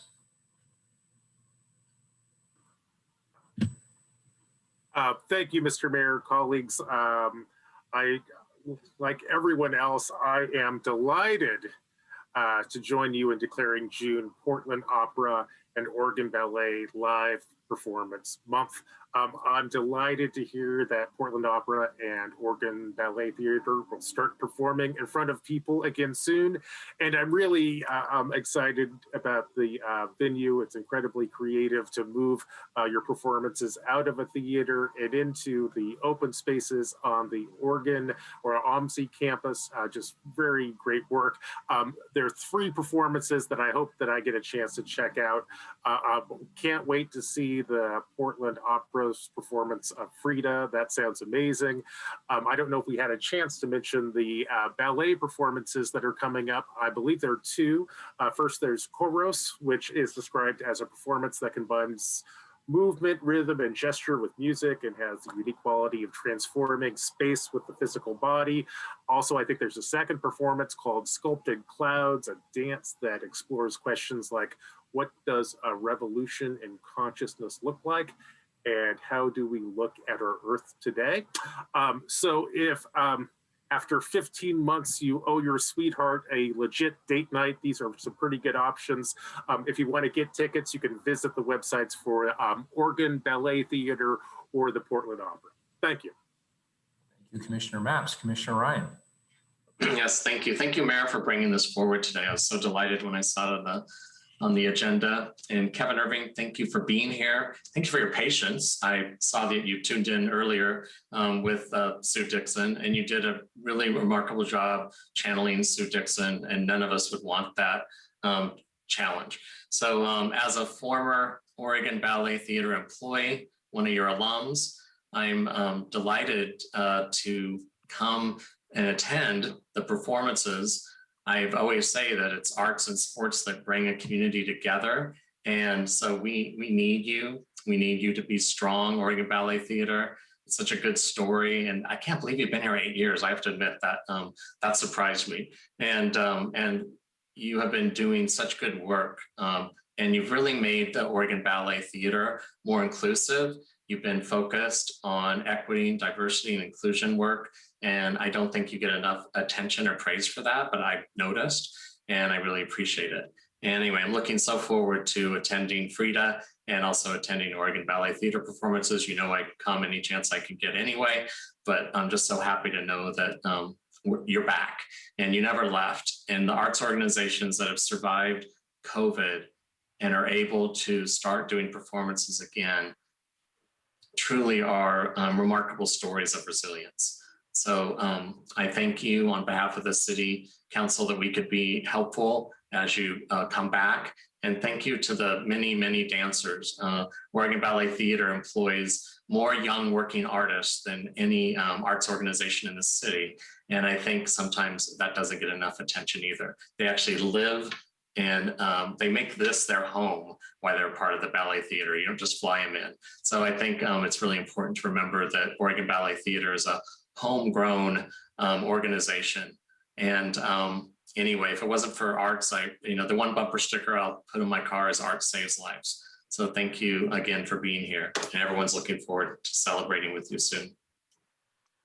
Thank you, Commissioner Ryan. Both the Portland Opera and the Oregon Ballet Theater have been at the cultural forefront of our city for a long, long time, exposing Portland to world-renowned composers such as Philip Glass, who recorded 2 albums at the Portland Opera, and also to work with various renowned choreographers such as Nicolo Fonte, Daryl Grand, Moultrie, and Helen Pickett, all of whom had world premieres at the Oregon Ballet Theater.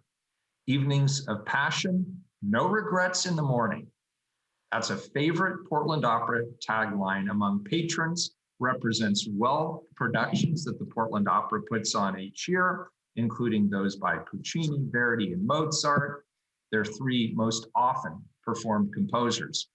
When you go to the Portland Opera, you can often expect to see a production in numerous languages besides English, including Czech, French, German, Italian, Latin, Russian, and Spanish. The Oregon Ballet Theater is also a passionate performer of the arts. It quickly grew to have a couple hundred ballets in its repertoire, including many evening-length classics, masterpieces from the 20th century, and even groundbreaking contemporary pieces. The Oregon Ballet Theater has also featured at least 20 world premieres since its founding in 1989. Moving forward, both the Portland Opera and the Oregon Ballet Theater have committed themselves to fostering partnerships with each other and with regional arts organizations and artists, including Pink Martini, the Portland Art Museum, the Multnomah County Library, and many more, to find ways to ensure that artists can continue their craft safely while sharing their incredible gifts to Portland and indeed the rest of the world. And so with that, I will now read a proclamation on behalf of the council. Whereas collaboration and mutual support during challenging times is the hallmark of a great city. And whereas Oregon Ballet Theater and Portland Opera joined together to creatively address seemingly insurmountable challenges to performing in front of a live audience with the safety and comfort of artists, audience, and staff top of mind. And whereas with support and encouragement from partners OMSI and the Harold and Arlene Schnitzer Care Foundation and Travel Oregon, and whereas in June 2021, OBT and the Portland Opera take to the Jordan Schnitzer Care Summer Stage to share the pure joy of performing in front of a live audience with the patrons who will share the memory of a lifetime. Now, therefore, I, Ted Wheeler, Mayor of the City of Portland, Oregon, the City of Roses, do hereby proclaim June 2021 to be Portland Opera and Oregon Ballet Theater Live Performance Month in Portland, and encourage all residents to join in this observance. Thank you all. Appreciate it. And with that, colleagues, we will take a 10-minute recess. We will reconvene a little bit before 5 minutes to 1 and continue the remainder of our regular agenda. We are in recess.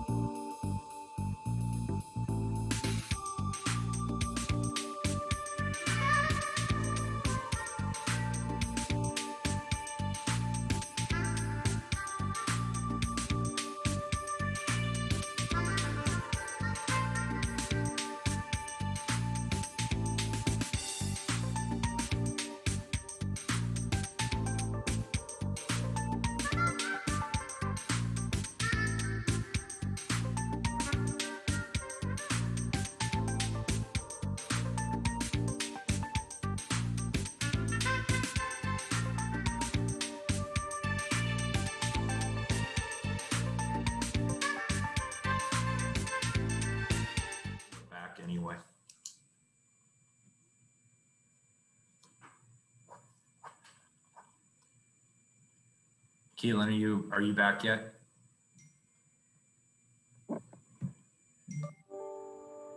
Keelan, hello. So Keelan wrote it down, Commissioner Hardesty, and took me very literally. She's like, I'm not coming back 1 second early. That's right. Well, we got 3 more minutes then. I'm sorry, I'm here. Likely story, Keelan, likely story. Keelan, could you read, we're all back now, this city council's back in session. Could you please, do we have? Recording in progress. There it is, recording in progress. Okay. Could you read 416, please? Yes. Accept bid of McClure and Sons, Inc. for the Columbia Boulevard Wastewater Treatment Plant Organic Waste Receiving Facility Project for $7,067,866. I'm going to pull this back to my office, colleagues, without objection. 417, please. Accept bid of MJ Hughes Construction, Inc. for the Northwest Cornell Tunnel Rehabilitation Project for $2,773,237. Well, colleagues, as the name might suggest, this is a procurement report to execute a construction contract for the Northwest Cornell Tunnel Rehabilitation Project. This project will focus on increasing public safety through increased visibility and structural integrity of the tunnel system. It will demolish the existing tunnel lining, add new reinforced concrete lining, rehabilitate minor maintenance issues of Eastern Northwest Cornell Road tunnel lining, and upgrade the tunnel lighting systems. The interim chief procurement officer, Kathleen Brenes-Marua, will present the report. Kathleen, if you are here, yeah, there you are. Welcome and good afternoon. Good afternoon. Mayor and Commissioners, for the record, I'm Kathleen Brenes-Marua, Interim Chief Procurement Officer, and I'm here to recommend authorization to enter into a contract with MJ Hughes Construction for the Northwest Cornell Tunnel Rehabilitation Project. On June 17, 2020, Council authorized procurement services to solicit the project. At that time, the engineer's estimate was $3,180,000, and the confidence level was moderate. Procurement services issued an invitation to bid on March 5th, and bids were opened on April 8th, and 4 bids were received. MJ Hughes Construction submitted the lowest responsive bid in the amount of $2,773,237, which is approximately 13% under the engineer's estimate. The city's aspirational 20% subcontractor and supplier diversity goal applied. McClure and Sons, MJ Hughes has committed to subcontract 25.99% to firms certified by the state certification office for business inclusion and diversity, as identified in the report before you.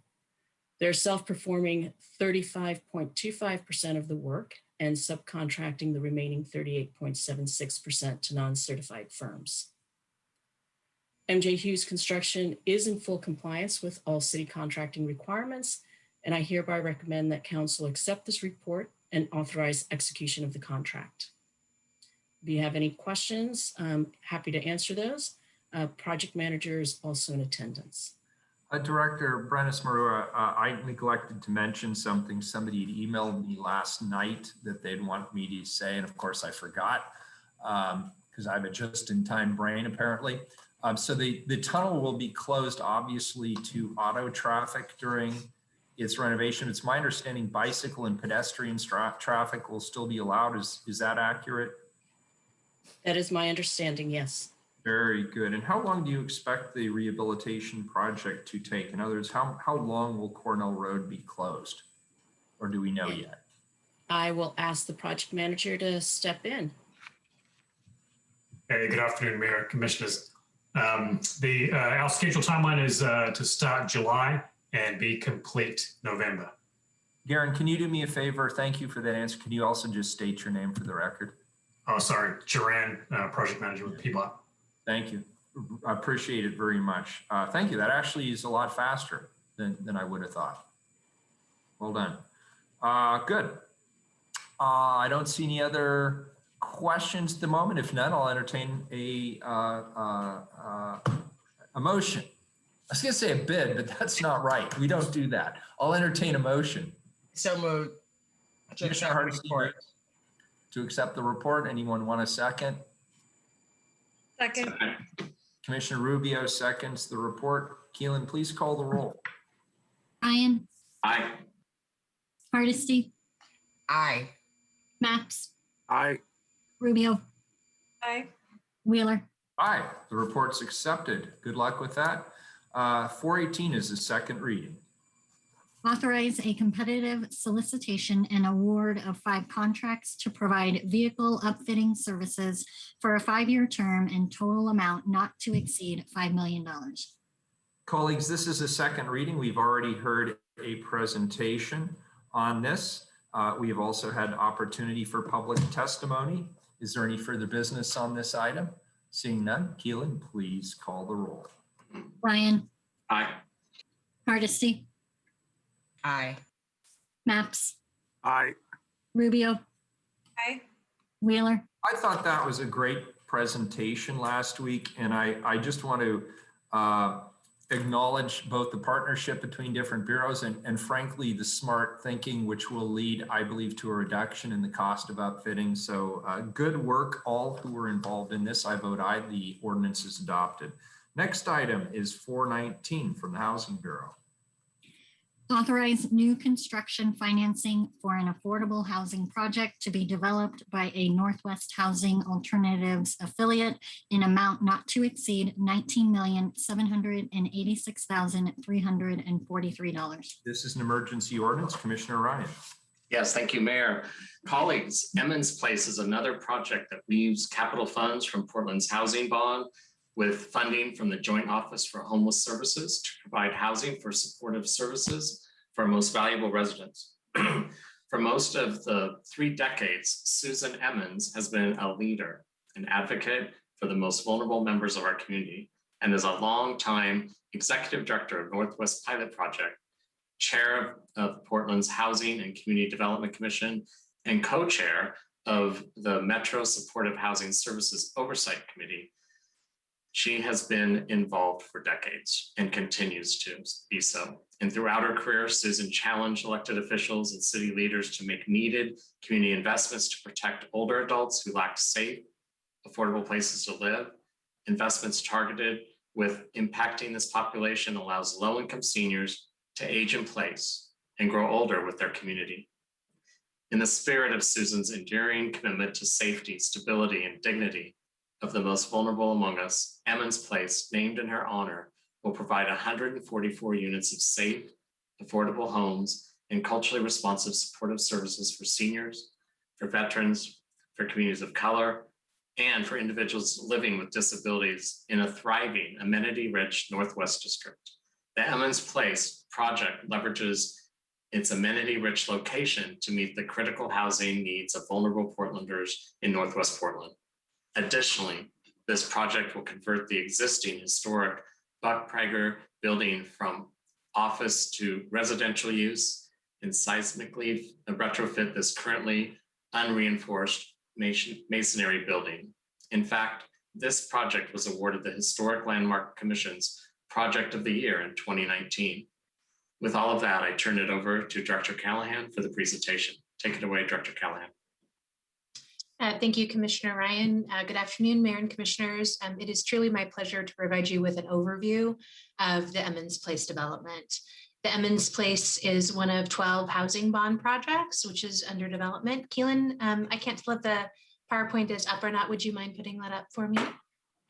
The Emmons Place is one of 12 Portland housing bond projects, which will in combination house thousands of Portlanders in new affordable homes. This development will join 2 already in operation and 6 others under construction.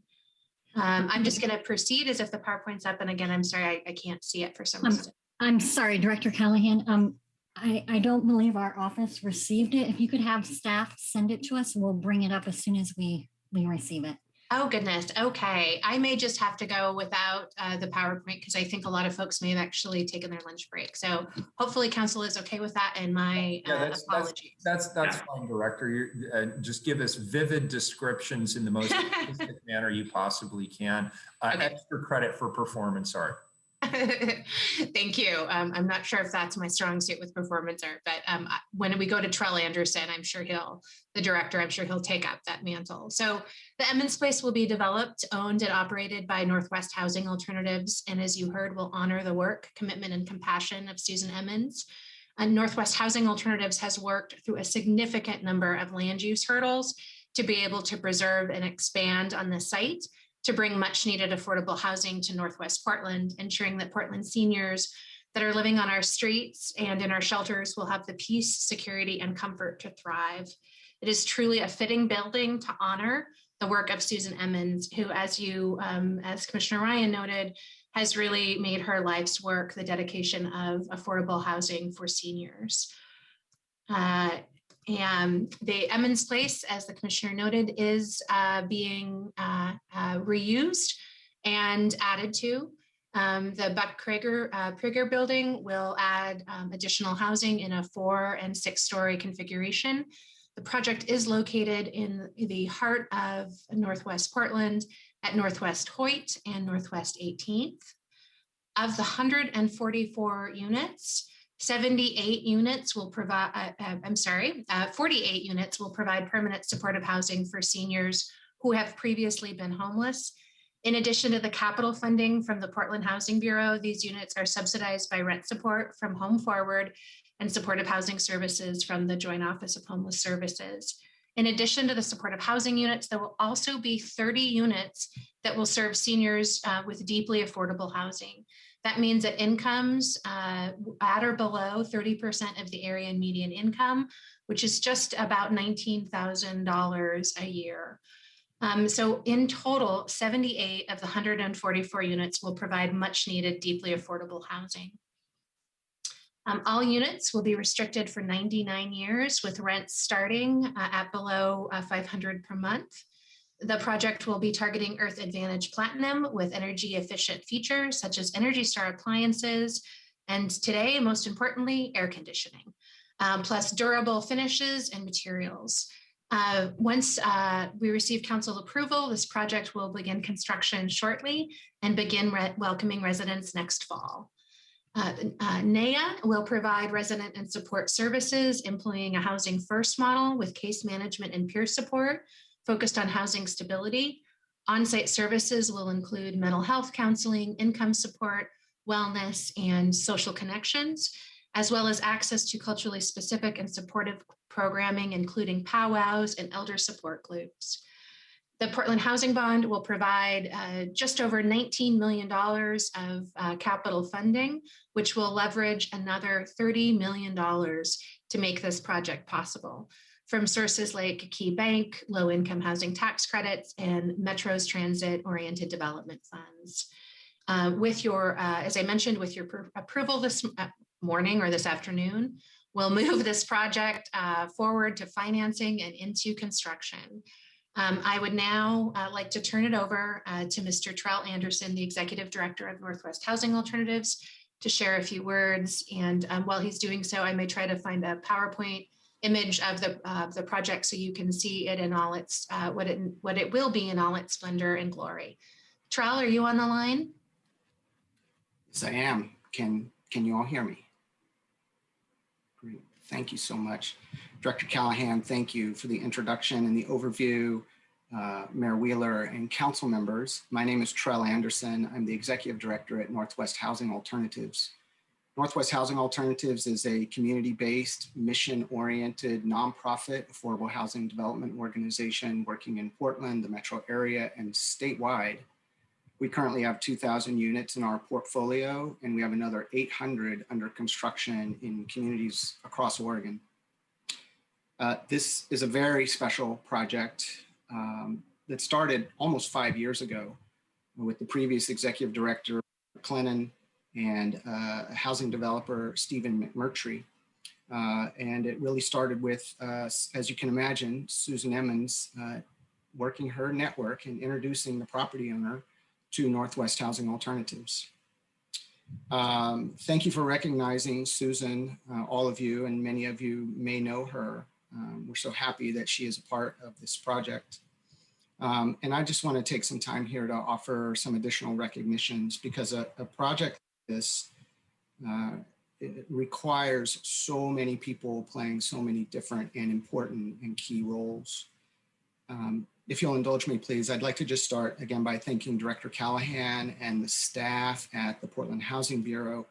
They've just been absolutely terrific in bringing this project forward, being patient, understanding what it takes to get a project like this underway, and also recognizing the coordination between the bureaus.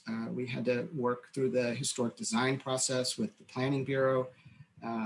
BDS, of course, plays a role, and your legal team also, worked with our legal team through the whole process. It's really an integration of city bureaus that played very well in this project.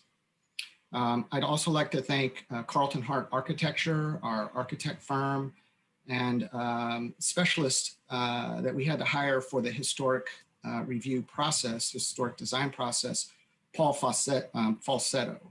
You may recognize some of his other work with the Ladd Carriage House, but it's important to recognize the very high skilled and detailed work that the good folks at Carlton Hart and Paul Falsetto were able to perform for us to get us through that historic design process.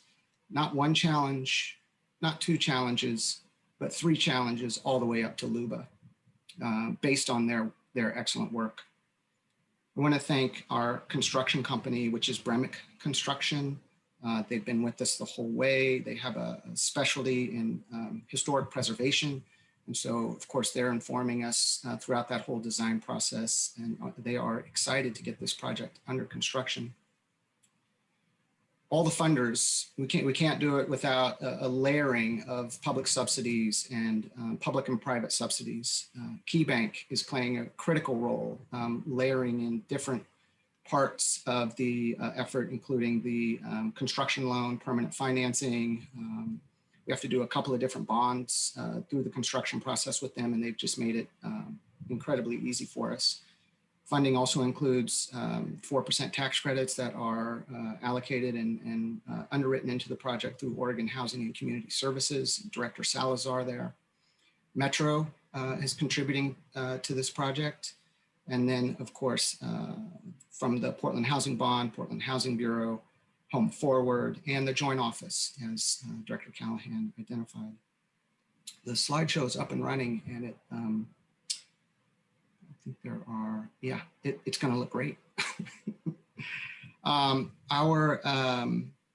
service provider partners, as Director Callahan mentioned, Native American Youth and Family Services, Paul Lumley and Oscar Arena are just terrific to work with. And we've been working with them for several years now, and so happy to have NAYA as part of this project. And then, of course, Northwest Pilot Project and Laura Galena de Lobato and her staff over there.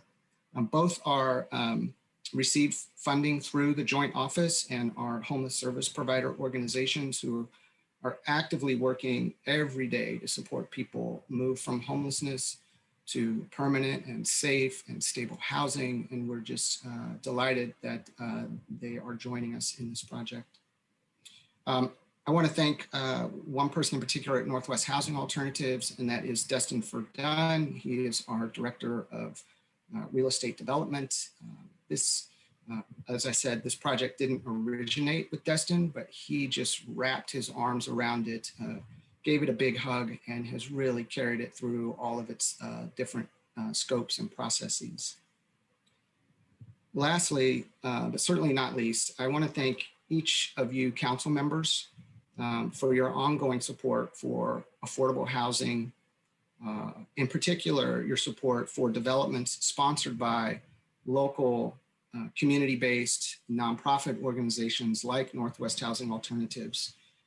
I think you'll notice that the deeply impactful service-enriched projects come from organizations like ours. One of our taglines is we put people before profit. And we're happy to bring projects like this to you and throughout communities across Oregon. So I offer you now Emmons Place. Thank you very much.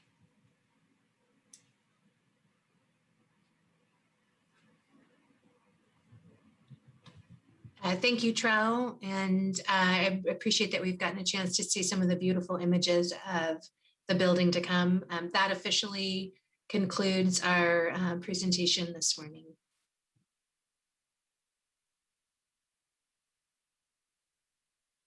All right, we have a question from Commissioner Hardesty. I just actually want to just say, wow. Wow that we are preserving a historic building. Wow that we're going to have the highest energy standards available. Wow, this is truly affordable housing for seniors and other people who desperately need housing. You know, Shannon, I'm always, Director Callahan, I'm always challenged by like the multi projects. But when you bring projects like this to us, I'm just in awe.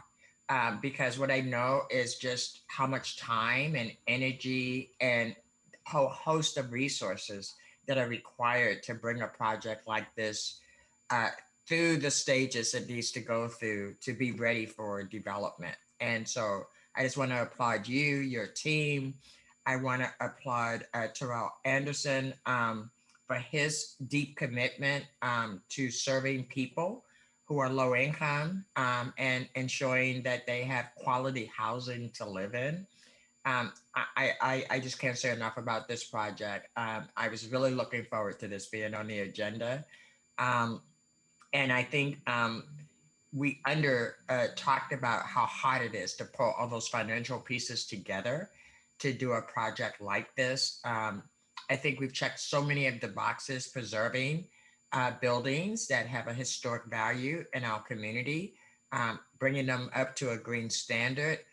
You've just checked so many boxes with this project. I'm in awe, and thank you.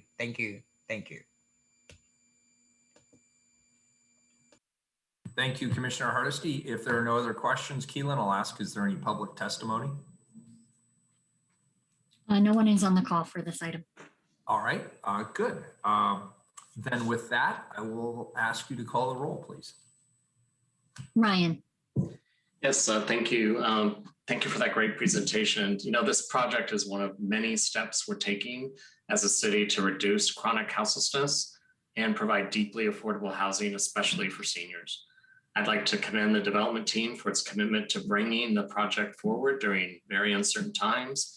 And this project also comes as a result of tremendous collaboration that you heard about. Our funding partners, our service providers, including the Joint Office, Key Bank and Affiliates, Oregon Housing and Community Services, and Northwest Housing Alternatives. Great to have you on, Mr. Anderson. And I'm glad you also mentioned NAIA. Thank you all for your efforts in bringing this inspiring project to fruition. I vote aye. Hardesty. Aye. Maps. Aye. Rubio. I want to thank Northwest Housing Alternatives, Portland Housing Bureau, and their partners for this project, and particularly the great work of Terrell Anderson and his team. As a council, we've tried to see housing needs on a continuum and to make policy that supports Portlanders gaining greater security along that continuum. And I see this project as being very responsive to several different kinds of housing needs along this continuum on multiple levels. And I'm really appreciative of the thoughtful weaving in of sustainability goals and the culturally specific partners, and really glad to see that 48 units in this project will be solely dedicated to our houseless community.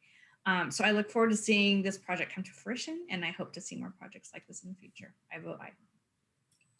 Wheeler. This is a great project. It's yet another one that we can all be proud of. It brings us together and supports an important value in our community around affordability and giving people access to a place to call home. I'm strongly supportive. This is easy for me to vote yes on, and the ordinance is adopted. Thank you, Commissioner Ryan. Thank you to the Housing Bureau for bringing this forward. Next up, our last item, actually, believe that or not, 420. Revise transportation fees, rates, and charges for FY 2021-22, amend transportation fee schedule, and fix an effective date. Commissioner Hardesty. Thank you, Mayor. We have before us the Portland Bureau of Transportation's fee schedule for the 21-22 fiscal year. PBAP performs an annual review of the fees and charges for transportation services.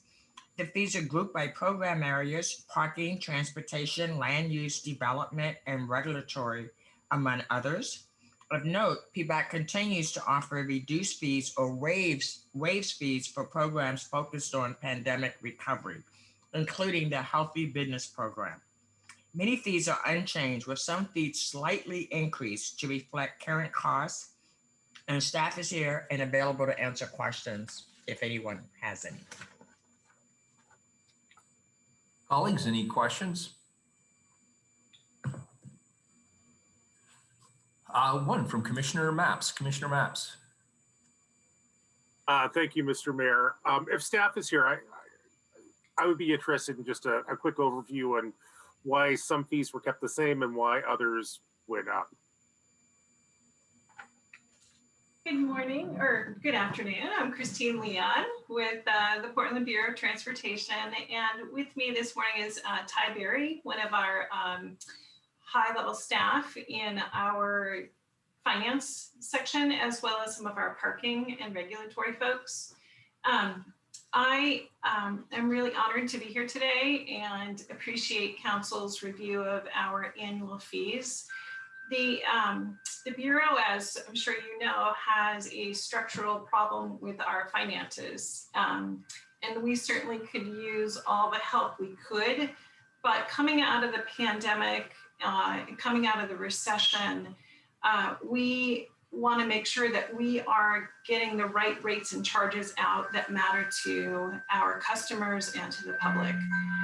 So we are going to continue to look at our rates and charges over the year, but one of the significant areas that have a structural issue is our development review fees. And so those will be going up to cover inflation, and there's just a couple others that are going to be going up slightly to cover a gap. So I hope that answers the question for you. Yes, it did. Thank you very much. All right, very good. Any other questions? Is there any public testimony on this item? No one is on the call for this item. All right, very good. It's an emergency ordinance. Please call the roll. Ryan. Aye. Hardesty. Aye. Mapps. Aye. Rubio. Aye. Wheeler. Thank you for your hard work on this. I know this isn't one of the more glamorous or sexy things we're doing today, but it's very important, and I appreciate and understand the hard work that goes into balancing the need to recover costs with making sure that the fees remain affordable. And so thank you for the hard work that went into this. I vote aye. The ordinance is adopted. And ladies and gentlemen, we have made it through another long council session. Thank you to everyone. Keelan, thank you for your great work. We are adjourned.